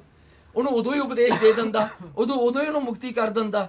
ਤੇ ਇਸ ਕਰਕੇ ਰਾਜਾ ਜਨਕ ਨੇ ਕਿਹਾ ਕਿ ਉਹ ਪਰਮੇਸ਼ਰ ਦਾ ਰੂਪ ਆਪ ਪਰਮੇਸ਼ਰ ਆਵੇਗਾ ਗੁਰੂ ਨਾਨਕ ਬਣ ਕੇ, ਉਹਦੇ ਪੰਜਵੇਂ ਰੂਪ ਗੁਰੂ ਅਰਜਨ ਦੇਵ ਜੀ ਹੋਣਗੇ, ਉਹਨਾਂ ਦੇ ਦਰਸ਼ਨ ਕਰਕੇ ਤੈਨੂੰ ਗਿਆਨ ਹੋਵੇਗਾ ਤੇ ਤੇਰੀ ਮੁਕਤੀ ਉਹ ਕਰਨਗੇ। ਤਾਂ ਤੂੰ ਸਾਨੂੰ ਉਪਦੇਸ਼ ਦੇਵਾਂਗਾ। ਕਹਿੰਦੇ ਫਿਰ ਉੱਥੇ ਤੈਨੂੰ ਪਰਮੇਸ਼ਰ ਆਪ ਆਪਣਾ ਸਰੂਪ ਪੰਜਵੇਂ ਰੂਪ ਗੁਰੂ ਅਰਜਨ ਦੇਵ ਜੀ ਦੇ ਸਰੂਪ ਦੇ ਵਿੱਚ ਆ ਕੇ ਉਹ ਪਾਰ ਬ੍ਰਹਮ ਪਰਮੇਸ਼ਰ ਆਪ ਤੈਨੂੰ ਉਪਦੇਸ਼ ਦੇਵੇਗਾ। ਤਾਂ ਤੇ ਮੈਂ ਤੁਹਾਡੇ ਦਰਸ਼ਨ ਕਰ ਹੀ ਮੁਕਤ ਹੋਇਆ ਹਾਂ। ਇਸ ਕਰਕੇ ਉਹ ਜੋਗੀ ਕਹਿੰਦਾ ਗੁਰੂ ਅਰਜਨ ਦੇਵ ਜੀ ਨੂੰ, ਸੱਚੇ ਪਾਤਸ਼ਾਹ ਜੀ ਮੈਂ ਤਾਂ ਤੁਹਾਡੇ ਦਰਸ਼ਨ ਕਰਕੇ ਇੱਥੇ ਹੁਣ ਮੁਕਤ ਹੋਇਆ ਹਾਂ। ਅਰ ਪ੍ਰਸ਼ਨ ਕਰਨਾ ਹੋ ਜੋ ਜਗਤ ਸੱਚ ਹੈ ਕਿ ਝੂਠ ਹੈ। ਮਹਾਰਾਜ ਮੈਨੂੰ ਇੱਕ ਸਵਾਲ ਦਾ ਜਵਾਬ ਦੇ ਦਿਓ। ਗੁਰੂ ਅਰਜਨ ਦੇਵ ਜੀ ਨੂੰ ਪੁੱਛਣ ਲੱਗਿਆ ਉਹ ਯੋਗੀ, ਮਹਾਰਾਜ ਇੱਕ ਸਵਾਲ ਮੈਂ ਤੁਹਾਨੂੰ ਜ਼ਰੂਰ ਕਰਨਾ ਹੈ। ਕਹਿੰਦੇ ਇਹ ਜਗਤ ਜੋ ਦਿਸਦਾ ਇਹ ਸੱਚਾ ਕਿ ਝੂਠਾ ਹੈ? ਮਹਾਰਾਜ ਮੈਨੂੰ ਇਹਦਾ ਜਵਾਬ ਦੇ ਦਿਓ। ਜੇ ਝੂਠ ਹੈ ਤਾਂ ਪ੍ਰਤੱਖ ਭਾਸਤਾ ਕਿਉਂ ਹੈ? ਮਹਾਰਾਜ ਜੇ ਜਗਤ ਝੂਠਾ ਹੈ ਤਾਂ ਸੱਚ ਕਿਉਂ ਲੱਗਦਾ ਹੈ? why if the whole creation is false, ਕਹਿੰਦਾ ਫਿਰ why it looks like real, ਕਹਿੰਦਾ ਵੀ ਇਹ ਸੱਚਾ ਕਿਉਂ ਲੱਗਦਾ ਹੈ? ਜੇ ਸੱਚ ਹੈ ਤਾਂ ਗਿਆਨਵਾਨ ਦਾ ਦੂਰ ਕਿਉਂ ਹੋ ਜਾਂਦਾ ਹੈ? ਕਹਿੰਦੇ ਜੇ ਇਹ ਸੱਚ ਹੈ ਤਾਂ ਫਿਰ ਇਹ ਜਗਤ ਦਾ ਜਿਹੜੀ ਪ੍ਰਭਾਵ ਹੈ ਮਾਇਆ ਹੈ ਉਹ ਤੋਂ ਦੂਰ ਕਿਉਂ ਹੋ ਜਾਂਦੀ ਹੈ? ਉਹ ਦੂਰ ਕਿਉਂ ਹੁੰਦਾ ਹੈ? ਫਿਰ ਇਹ ਮਾਇਆ ਤੋਂ ਦੂਰ ਕਿਉਂ ਹੁੰਦਾ ਹੈ? ਇਸ ਸੰਸਾਰ ਤੋਂ ਆਪਣੇ ਆਪ ਨੂੰ ਜਿਹੜਾ ਹੈ ਅੱਡ ਕਿਉਂ ਕਰ ਲੈਂਦਾ ਹੈ? ਜੇ ਇਹ ਸੱਚਾ ਹੀ ਹੈ ਫਿਰ ਜਿਹੜਾ ਹੈ ਇਹ ਵੀ ਤਾਂ ਪਰਮੇਸ਼ਰ ਰੂਪ ਹੈ। ਜੇ ਪਰਮੇਸ਼ਰ ਰੂਪ ਹੈ, ਜੇ ਸੱਚ ਹੈ ਤਾਂ ਫਿਰ ਇਹਦੇ ਵਿੱਚੋਂ ਹੀ ਪ੍ਰਾਪਤੀ ਹੋਣੀ ਚਾਹੀਦੀ ਹੈ ਪਰਮਾਤਮਾ ਦੀ। ਤਾਂ ਬਚਨ ਹੋਇਆ ਜੈਸੇ ਸੁਪਨੇ ਦੀ ਸਮੱਗਰੀ ਸੁਪਨੇ ਵਿਖੇ ਸੱਚ ਭਾਸਦੀ ਹੈ। ਦੇਖੋ ਗੁਰੂ ਅਰਜਨ ਦੇਵ ਜੀ ਕਹਿੰਦੇ ਦੇਖੋ ਜਿਵੇਂ ਕੋਈ ਸੁਪਨੇ ਵਿੱਚ ਪਿਆ ਹੋਵੇ, ਜਿਹਨੂੰ ਡ੍ਰੀਮ ਆਉਂਦਾ ਹੋਵੇ, ਉਹ ਡ੍ਰੀਮ ਦੇ ਵਿੱਚ ਸੁਪਨੇ ਦੇ ਵਿੱਚ ਜੋ ਕੁਝ ਉਹਨੂੰ ਦਿਸਦਾ ਹੈ ਉਹ ਵੀ ਤਾਂ ਸੱਚੇ ਲੱਗਦਾ ਹੈ ਨਾ। ਸੁਪਨੇ ਵਿੱਚ ਪਿਆ ਸੁਪਨੇ ਦੀ ਸਮੱਗਰੀ ਸੱਚ ਲੱਗਦੀ ਹੈ। ਜਾਗਰਤ ਸਮੇਂ ਨਸ਼ਟ ਹੋ ਜਾਂਦੀ ਹੈ। ਤੇ ਜਾਗਰਤ ਜਦੋਂ ਬੰਦਾ ਜਾਗਦਾ ਉਦੋਂ ਨਾਸ਼ ਹੋ ਜਾਂਦੀ ਹੈ। ਉਹ ਫਿਰ ਪਤਾ ਲੱਗਦਾ ਉਹ ਤਾਂ ਹੈ ਝੂਠੀ ਸੀ ਜਦੋਂ ਜਾਗ ਆਉਂਦੀ ਹੈ। ਐਸੇ ਜਗਤ ਵੀ ਸਰੀਰ ਵੀ ਅਗਿਆਨ ਕਾਲ ਮੋ ਸੱਚ ਭਾਸਦਾ ਹੈ। ਕਿਉਂਕਿ ਇਸੇ ਤਰ੍ਹਾਂ ਇਹ ਜਗਤ ਵੀ ਸਰੀਰ ਵੀ ਅਗਿਆਨਤਾ ਕਰਕੇ ਇਹ ਸੱਚ ਲੱਗਦਾ ਹੈ। ਗਿਆਨ ਕੇ ਪ੍ਰਾਪਤ ਹੋਇਆ ਦੂਰ ਹੋ ਜਾਂਦਾ ਹੈ। ਪਰ ਗਿਆਨ ਦੀ ਪ੍ਰਾਪਤੀ ਹੋਣ ਕਰਕੇ ਜਿਵੇਂ ਸੁੱਤਾ ਪਿਆ ਬੰਦਾ ਜਾਗਦਾ ਹੈ, ਇਸੇ ਤਰ੍ਹਾਂ ਹੀ ਗਿਆਨ ਵਿੱਚ ਜਾਗਣ ਕਰਕੇ ਇਹ ਸਾਰਾ ਫਿਰ ਝੂਠੇ ਦਾ ਝੂਠਾ ਨਜ਼ਰ ਆਉਣ ਲੱਗ ਜਾਂਦਾ ਹੈ। ਸੂਹੀ ਮੈਂ ਸ਼ਬਦ ਹੈ। ਸੋ ਸੂਹੀ ਰਾਗ ਦੇ ਵਿੱਚ ਗੁਰੂ ਅਰਜਨ ਦੇਵ ਜੀ ਕਹਿੰਦੇ ਇੱਕ ਸ਼ਬਦ ਹੈ ਜੋ ਸੂਹੀ ਮਹੱਲਾ ਪੰਜਵਾਂ, ਜੋ ਕਿ ਇਹ ਸ਼ਬਦ ਜਿਹੜਾ ਹੈ 736 ਅੰਗ ਤੇ ਹੈ ਸ੍ਰੀ ਗੁਰੂ ਗ੍ਰੰਥ ਸਾਹਿਬ ਜੀ ਦੇ। ਇਹ ਸ਼ਬਦ ਆਪ ਜੀ ਸੁਣੋ ਤੇ ਇਹਨਾਂ ਦੇ ਅਰਥ ਜਿਹੜੇ ਹਨ ਜਿਵੇਂ ਸ਼ਹੀਦ ਭਾਈ ਮਨੀ ਸਿੰਘ ਜੀ ਨੇ ਕੀਤਾ ਆਪਾਂ ਉਵੇਂ ਕਰਾਂਗੇ। ਬਾਜੀਗਰ ਜੈਸੇ ਬਾਜੀ ਪਾਈ ਨਾਨਾ ਰੂਪ ਭੇਖ ਦਿਖਲਾਈ ਸਾਗ ਉਤਾਰ ਥੰਮਿਓ ਪਾਸਾਰਾ ਤਬ ਏਕੋ ਏਕੰਕਾਰਾ ਕਵਨ ਰੂਪ ਦ੍ਰਿਸ਼ਟਿਓ ਬਿਨਸਾਇਓ ਕਤ ਹੈ ਗਇਓ ਉਹ ਕਤ ਤੇ ਆਇਓ ਰਹਾਓ ਜਲ ਤੇ ਉਠ ਹੈ ਅਨੇਕ ਤਰੰਗਾ ਕਨਕ ਭੂਖਨ ਕੀਨੇ ਬਹੁ ਰੰਗਾ ਬੀਜ ਬੀਜ ਦੇਖਿਓ ਬਹੁ ਪ੍ਰਕਾਰਾ ਫਲ ਪਾਕੇ ਤੇ ਏਕੰਕਾਰਾ ਸਹਸ ਘਟਾ ਮਹਿ ਏਕ ਆਕਾਸ ਘਟ ਫੂਲੇ ਤੇ ਉਹੀ ਪ੍ਰਗਾਸ। ਵਾਹਿਗੁਰੂ। ਉਹਨਾਂ ਦੇ ਅਰਥ ਸੁਣੋ ਜੀ। ਤਾਂ ਬਚਨ ਹੋਇਆ ਜੈਸੇ ਬਾਜੀਗਰ ਦੀ ਬਾਜੀ ਝੂਠੀ ਹੈ। ਗੁਰੂ ਅਰਜਨ ਦੇਵ ਜੀ ਕਹਿੰਦੇ ਜਿਵੇਂ ਬਾਜੀਗਰ ਇੱਕ ਮੈਜੀਸ਼ੀਅਨ ਹੈ, ਜੋ ਮੈਜੀਸ਼ੀਅਨ ਆਪਣੀ ਮੈਜਿਕ ਦਿਖਾਉਂਦਾ ਹੈ, ਆਪਣੀ ਖੇਡ ਦਿਖਾਉਂਦਾ ਹੈ, ਉਹ ਬਾਜੀ ਪਾਉਂਦਾ ਹੈ, ਉਹਦੀ ਬਾਜੀ ਹੁੰਦੀ ਹੈ ਝੂਠੀ ਪਰ ਦੇਖਣ ਵਾਲਿਆਂ ਨੂੰ ਸੱਚੀ ਲੱਗਦੀ ਹੈ। ਬਾਜੀਗਰ ਸੱਚ ਹੈ। ਜੇ ਕਹਿੰਦੇ ਬਾਜੀਗਰ ਸੱਚ ਹੈ ਤਾਂ ਫਿਰ ਜੈਸੇ ਪੁੱਤਰੀਆਂ ਕੋ ਖਿਲਾਵਤਾ ਹੈ ਤੈਸੇ ਖੇਲਤੀਆਂ ਹਨ। ਹਾਂ ਦੇਖੋ ਕਹਿੰਦੇ ਜੇ ਤਾਂ ਬਾਜੀਗਰ ਤਾਂ ਸੱਚਾ ਹੈ, ਬਾਜੀ ਜਿਹੜੀ ਭਾਈ ਉਹ ਝੂਠੀ ਹੈ। ਬਾਜੀਗਰ ਬੰਦਾ ਹੈ ਨਾ ਮੈਜੀਸ਼ੀਅਨ, ਉਹ ਤਾਂ ਸੱਚਾ ਹੈ, ਉਹ ਤਾਂ ਬੰਦਾ ਆਦਮੀ ਹੈ। ਪਰ ਜੋ ਬਾਜੀ ਉਹ ਜੋ ਮੈਜਿਕ ਕਰਦਾ ਹੈ, ਜੋ ਉਹ ਜਿਹੜਾ ਇਲੂਸ਼ਨ ਪ੍ਰਗਟ ਕਰਦਾ ਉਹ ਝੂਠਾ ਹੁੰਦਾ ਹੈ। ਕਹਿੰਦੇ ਇਸੇ ਤਰ੍ਹਾਂ ਹੀ ਪਰਮਾਤਮਾ ਬਾਜੀਗਰ ਹੈ, ਉਹ ਬਣਾਉਣ ਵਾਲਾ ਸੱਚਾ ਹੈ। ਪਰ ਕਹਿੰਦੇ ਜੈਸੇ ਪੁੱਤਰੀਆਂ ਕੋ ਖਿਲਾਵਤਾ ਹੈ, ਦੇਖੋ ਜਿਵੇਂ ਇੱਕ ਪੁਤਲੀਆਂ ਨੂੰ ਕੋਈ ਖਿਡਾਉਂਦਾ ਹੈ, ਉਹ ਪੁਤਲੀਆਂ ਹੁੰਦੀਆਂ ਨਾ ਜਿਹੜੀਆਂ ਕਿ ਉਹ ਆਪਣੀਆਂ ਪਾਪੈਟਸ ਹੁੰਦੀਆਂ ਨੇ, ਪਾਪੈਟਸ ਦੇ ਸਟ੍ਰਿੰਗ ਪਾ ਕੇ ਉਹਨੂੰ ਖੇਡਿਆ ਜਾਂਦਾ ਹੈ। ਸੋ ਕਹਿੰਦੇ ਉਹ ਖਿਡਾਉਣ ਵਾਲਾ ਸੱਚਾ ਹੈ, ਉਹ ਪੁਤਲੀਆਂ ਝੂਠੀਆਂ ਹਨ ਕਿਉਂਕਿ ਉਹ ਬੈਠਾ ਉਹ ਖਿੱਚਦਾ ਹੱਥ, ਉਹ ਪੁਤਲੀਆਂ ਹੱਥ ਖਿੱਚਦੀਆਂ ਨੇ, ਉਹਦੀ ਲੱਤ ਖਿੱਚਦਾ ਤਾਂ ਲੱਤ ਖਿੱਚੀ ਜਾਂਦੀ ਹੈ। ਕਹਿੰਦੇ ਖਿਡਾਉਣ ਵਾਲਾ ਸੱਚਾ ਹੈ, ਪੁਤਲੀਆਂ ਝੂਠੀਆਂ ਹਨ। ਤਾਂ ਜੋਗੀ ਕਹਾ ਤਾਂ ਤੇ ਜਗਤ ਅਰਬਵਾਦ ਹੋਇਆ। ਹਾਂ ਇਸ ਕਰਕੇ ਕਹਿੰਦੇ ਜੋ ਕਹਿੰਦੇ ਤਾਂ ਜੋਗੀ ਕਹਾ, ਕਹਿੰਦੇ ਜੋਗੀ ਨੇ ਪੁੱਛਿਆ ਕਹਿੰਦੇ ਤੇ ਜਗਤ ਆਰੰਭਵਾਦ ਹੋਇਆ। ਕਹਿੰਦੇ ਆਰੰਭਵਾਦ ਦਾ ਮਤਲਬ ਹੈ ਕਿ ਜਗਤ ਵੀ ਤਾਂ ਫਿਰ ਪਰਮਾਤਮਾ ਨੇ ਇਸੇ ਤਰ੍ਹਾਂ ਹੀ ਬਣਾਇਆ। ਪਰਮਾਤਮਾ ਆਪ ਖੇਡ ਰਿਹਾ ਹੈ, ਪਰਮਾਤਮਾ ਨੇ ਆਰੰਭ ਕਰਕੇ ਉਹ ਖੇਡ ਨੂੰ ਆਪ ਖੇਡ ਰਿਹਾ ਹੈ। ਜੋ ਬਾਜੀਗਰ ਨੇ ਕਿਸੇ ਅਸਥਾਨ ਥੀ ਕਾਠ ਲੀਤਾ ਹੈ। ਜੋ ਕਿਤੇ ਦੇਖੋ ਹੁਣ ਇਹ ਬਾਜੀਗਰ ਨੇ ਜਦੋਂ ਉਹ ਜਿਹੜੀਆਂ ਹਨ ਪਾਪੈਟਸ ਬਣਾਈਆਂ, ਉਹਨੇ ਵੀ ਤਾਂ ਲੱਕੜ ਕਿੱਥੋਂ ਲੈ ਕੇ ਆਇਆ ਨਾ, ਉਹਨੇ ਵੀ ਤਾਂ ਕੋਈ ਚੀਜ਼ ਲੈ ਕੇ ਉਹ ਪਾਪੈਟਸ ਨੂੰ ਪਹਿਲਾਂ ਬਣਾਇਆ, ਉਹਦੀ ਸਟਰਿੰਗ ਨੂੰ ਬਣਾਇਆ ਹੋਗਾ।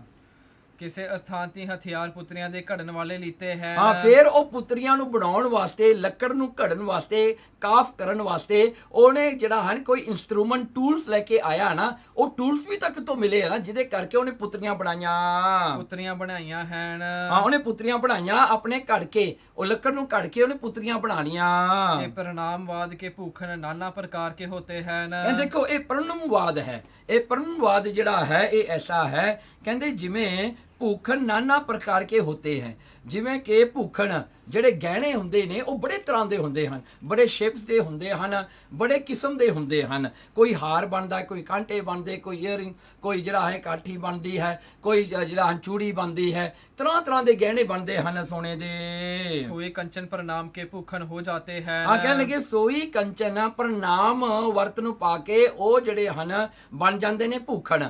ਦੇਖੋ ਇੱਕ ਗੋਲਡ ਹੈ, ਇੱਕ ਜਿਵਲਰੀਸ ਹੈ, ਨਾਮ ਵੀ ਹੋਰ ਪੈ ਗਿਆ। ਇੱਕ ਗੋਲਡ ਹੋ ਗਿਆ, ਗੋਲਡ ਮਟੀਰੀਅਲ ਹੋ ਗਿਆ, ਤੇ ਉਹ ਚੀਜ਼ ਜਿਹੜੀ ਉਹ ਜਿਵਲਰੀਸ ਬਣ ਗਈ। ਜਿਵਲਰੀਸ ਤੋਂ ਗਾਂ ਨਾ ਕੀ ਬਣ ਗਿਆ ਜੀ, ਉਹ ਰਿੰਗ ਬਣ ਗਈ, ਉਹ ਈਅਰਿੰਗਸ ਹੋ ਗਏ, ਉਹ ਜਿਹੜਾ ਨੈਕਲਸ ਹੋ ਗਿਆ, ਉਹਦਾ ਵੀ ਅੱਡ ਅੱਡ ਨਾਂ ਪੈ ਗਿਆ।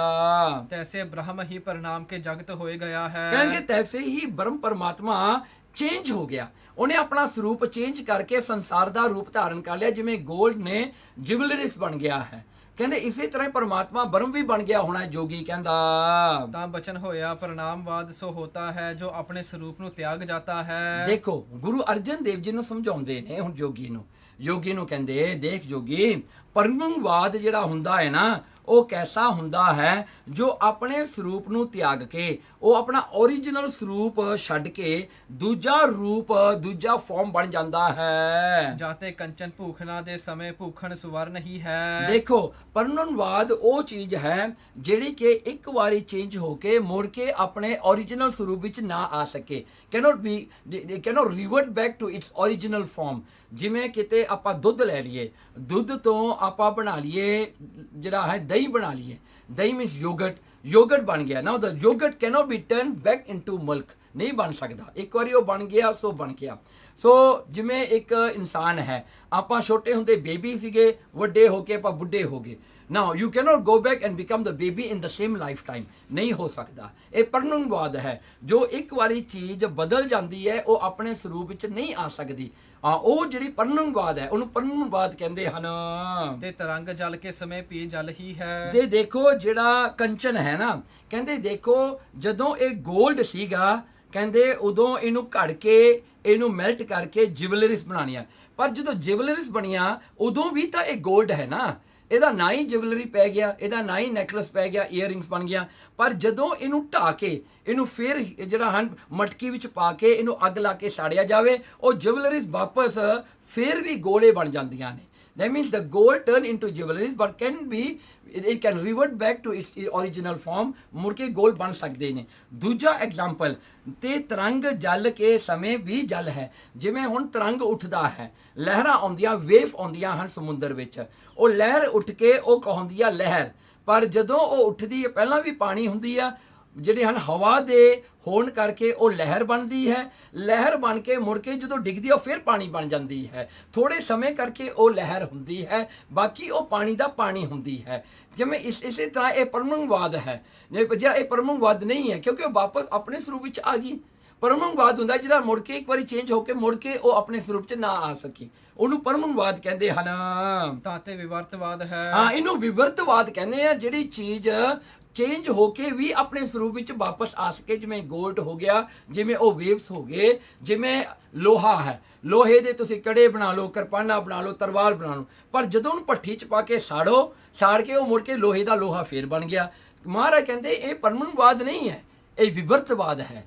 ਕਹਿੰਦੇ ਇਸੇ ਤਰ੍ਹਾਂ ਹੀ ਪਰਮਾਤਮਾ ਵਿਵਰਤਵਾਦ ਹੈ। ਉਹ ਸਾਰਾ ਸੰਸਾਰ ਬਣਾ ਕੇ, ਸਭ ਆਪਣੇ ਸਰੂਪ ਬਣਾ ਕੇ ਮੁੜ ਕੇ ਉਹਨਾਂ ਨੂੰ ਸੰਕੋਚ ਕਰਕੇ ਫਿਰ ਆਪਣਾ ਸਰੂਪ ਬਣਾ ਲੈਂਦਾ ਹੈ, ਫਿਰ ਸੋਇਨੇ ਕੇ ਭੂਖਣ ਵੀ ਸਵਰਨ ਹੀ ਹੈ ਕਹਿੰਦੇ ਕਿ ਇਸੇ ਤਰ੍ਹਾਂ ਸੋਨੇ ਦੇ ਭੂਖਣ ਵੀ ਉਹ ਜੁਐਲਰਸ ਵੀ 골ਡ ਹਨ ਤੇ ਜਲ ਕੇ ਤਰੰਗ ਵੀ ਜਲ ਹੀ ਹੈ ਜਲ ਦਾ ਤਰੰਗ ਵੇਵ ਉਹ ਵੀ ਜਲ ਹੀ ਹੈ ਨਾ, ਪਾਣੀ ਉਹ ਹੈ ਨਾ। ਤੈਸੇ ਜਗਤ ਬ੍ਰਹਮ ਰੂਪ ਹੀ ਹੈ ਇਸੇ ਕਰਕੇ ਸਾਰਾ ਜਗਤ ਬ੍ਰਹਮ ਰੂਪ ਹੈ, ਪਰਮਾਤਮਾ ਦਾ ਹੀ ਰੂਪ ਆਪਣਾ ਹੈ। ਜਿਨ੍ਹਾਂ ਨੇ ਇਸ ਪ੍ਰਕਾਰ ਜਗਤ ਨੂੰ ਪਛਾਤਾ ਹੈ ਜਿਨ੍ਹਾਂ ਨੇ ਪਰਮਾਤਮਾ ਨੂੰ ਵਿਵਰਤਵਾਦ ਕਰਕੇ ਜਾਣਿਆ ਹੈ ਵੀ ਪਰਮਾਤਮਾ ਆਪ ਹੀ ਬੜੇ ਸਰੂਪਾਂ ਵਿੱਚ ਆ ਕੇ ਆਪਾਂ ਨੂੰ ਦਿਖਾ ਰਿਹਾ ਹੈ, ਉਹ ਆਪੇ ਆਪਣੇ ਆਪ ਨੂੰ ਪ੍ਰਗਟ ਕਰਕੇ ਦਿਖਾ ਰਿਹਾ ਹੈ। ਜਿਵੇਂ ਕਿ ਲੋਹਾ ਤਲਵਾਰ ਬਣ ਕੇ ਦਿਖਾ ਰਿਹਾ ਹੈ, ਲੋਹਾ ਹੀ ਇੱਕ ਕੜਾ ਬਣ ਕੇ ਦਿਖਾ ਰਿਹਾ ਹੈ, ਉਹ 골ਡ ਹੀ ਹੈ ਜੋ ਜਿਵਲਰੀਜ਼ ਬਣ ਕੇ ਦਿਖਾ ਰਿਹਾ ਹੈ। ਜੇ ਇਸ ਤਰ੍ਹਾਂ ਕਰਕੇ ਆਪਾਂ ਦੇਖੀਏ ਸੰਸਾਰ ਵੱਲ, ਸੋਈ ਜੀਵਨ ਮੁਕਤ ਹੈ ਨਾ ਉਹ ਜੀਵਨ ਮੁਕਤ ਨੇ, ਉਹਨਾਂ ਦਾ ਜੀਵਨ ਵਿੱਚ ਮੁਕਤੀ ਹੋ ਜਾਂਦੀ ਹੈ। ਜੈਸੇ ਆਕਾਸ਼ ਮੈਂ ਸਹਸ ਘਟ ਮਟ ਹੋਤੇ ਹਨ ਜਿਵੇਂ ਕਹਿੰਦੇ ਆਕਾਸ਼ ਦੇ ਵਿੱਚ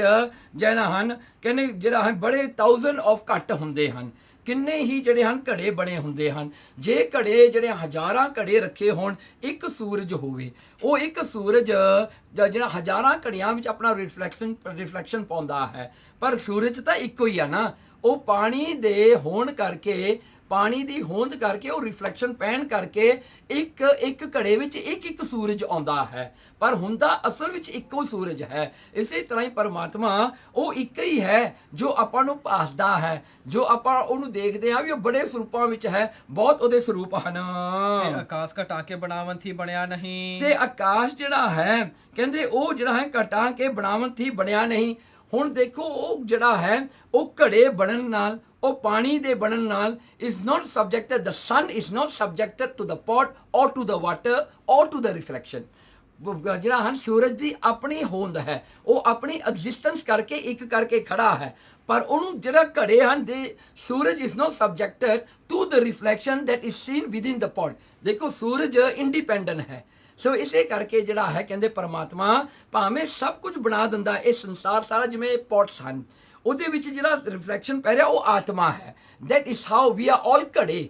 ਸਾਰੇ ਜਿਹੜਾ ਸੰਸਾਰ ਦੇ ਜਿੰਨੇ ਵੀ ਜੀਵ ਹਨ ਇਹ ਘੜੇ ਨੇ, ਜਿਹਦੇ ਵਿੱਚ ਪਰਮਾਤਮਾ ਦਾ ਰਿਫਲੈਕਸ਼ਨ ਆਤਮਾ ਪੈ ਰਿਹਾ ਹੈ, ਜਿਹਦੇ ਕਰਕੇ ਆਪਾਂ ਜਿਉਂਦੇ ਹਾਂ। ਜਿੱਦਣ ਇਹ ਘੜਾ ਟੁੱਟਦਾ, ਪਾਣੀ ਨਿਕਲ ਜਾਂਦਾ ਹੈ, ਉਹਦੇ ਵਿੱਚ ਰਿਫਲੈਕਸ਼ਨ ਨਹੀਂ ਪੈਂਦਾ, ਬੰਦਾ ਮਰ ਜਾਂਦਾ ਹੈ। ਇਹ ਸਰੀਰ ਪੰਜਾਂ ਤੱਤਾਂ ਦਾ ਪੰਜਾਂ ਤੱਤਾਂ 'ਚ ਮਿਲ ਜਾਂਦਾ ਹੈ। ਇਸੇ ਤਰ੍ਹਾਂ ਹੀ ਕਹਿੰਦੇ ਹਨ, ਕਹਿੰਦੇ ਜਦੋਂ ਇਹ ਘੜਾ ਟੁੱਟਦਾ ਹੈ ਇਹਦਾ ਮਤਲਬ ਇਹ ਤਾਂ ਨਹੀਂ ਸੂਰਜ ਮਰ ਗਿਆ, ਇਹਦਾ ਮਤਲਬ ਇਹ ਤਾਂ ਨਹੀਂ ਵੀ ਆਤਮਾ ਵੀ ਮਰ ਗਈ, ਨਹੀਂ, ਆਤਮਾ ਤਾਂ ਉੱਥੇ ਦੀ ਉੱਥੇ ਹੀ ਹੈ, ਪਰਮਾਤਮਾ ਤਾਂ ਉਹੀ ਹੈ। ਸਿਰਫ ਘੜਾ ਟੁੱਟਿਆ, ਬਾਕੀ ਦੇ ਘੜੇ ਵੀ ਤਾਂ ਹੈਗੇ ਨੇ ਨਾ। ਜੇ ਘੜੇ ਸਾਰੇ ਵੀ ਟੁੱਟ ਜਾਣ ਤਾਂ ਵੀ ਉਹ ਸੂਰਜ ਨੂੰ ਕੋਈ ਫਰਕ ਨਹੀਂ ਪੈਂਦਾ, ਸੂਰਜ ਤਾਂ ਸੂਰਜ ਹੀ ਹੋਵੇਗਾ। ਤੇ ਬਿਨਸਨ ਤੇ ਬਿਨਸਿਆ ਨਹੀਂ। ਹਾਂ ਦੇਖੋ ਸੂਰਜ ਘੜੇ ਦੇ ਬਿਨਸਨ ਨਾਲ ਸੂਰਜ ਨਹੀਂ ਬਿਨਸਿਆ, ਸੂਰਜ ਨਹੀਂ ਮੁੱਕਿਆ।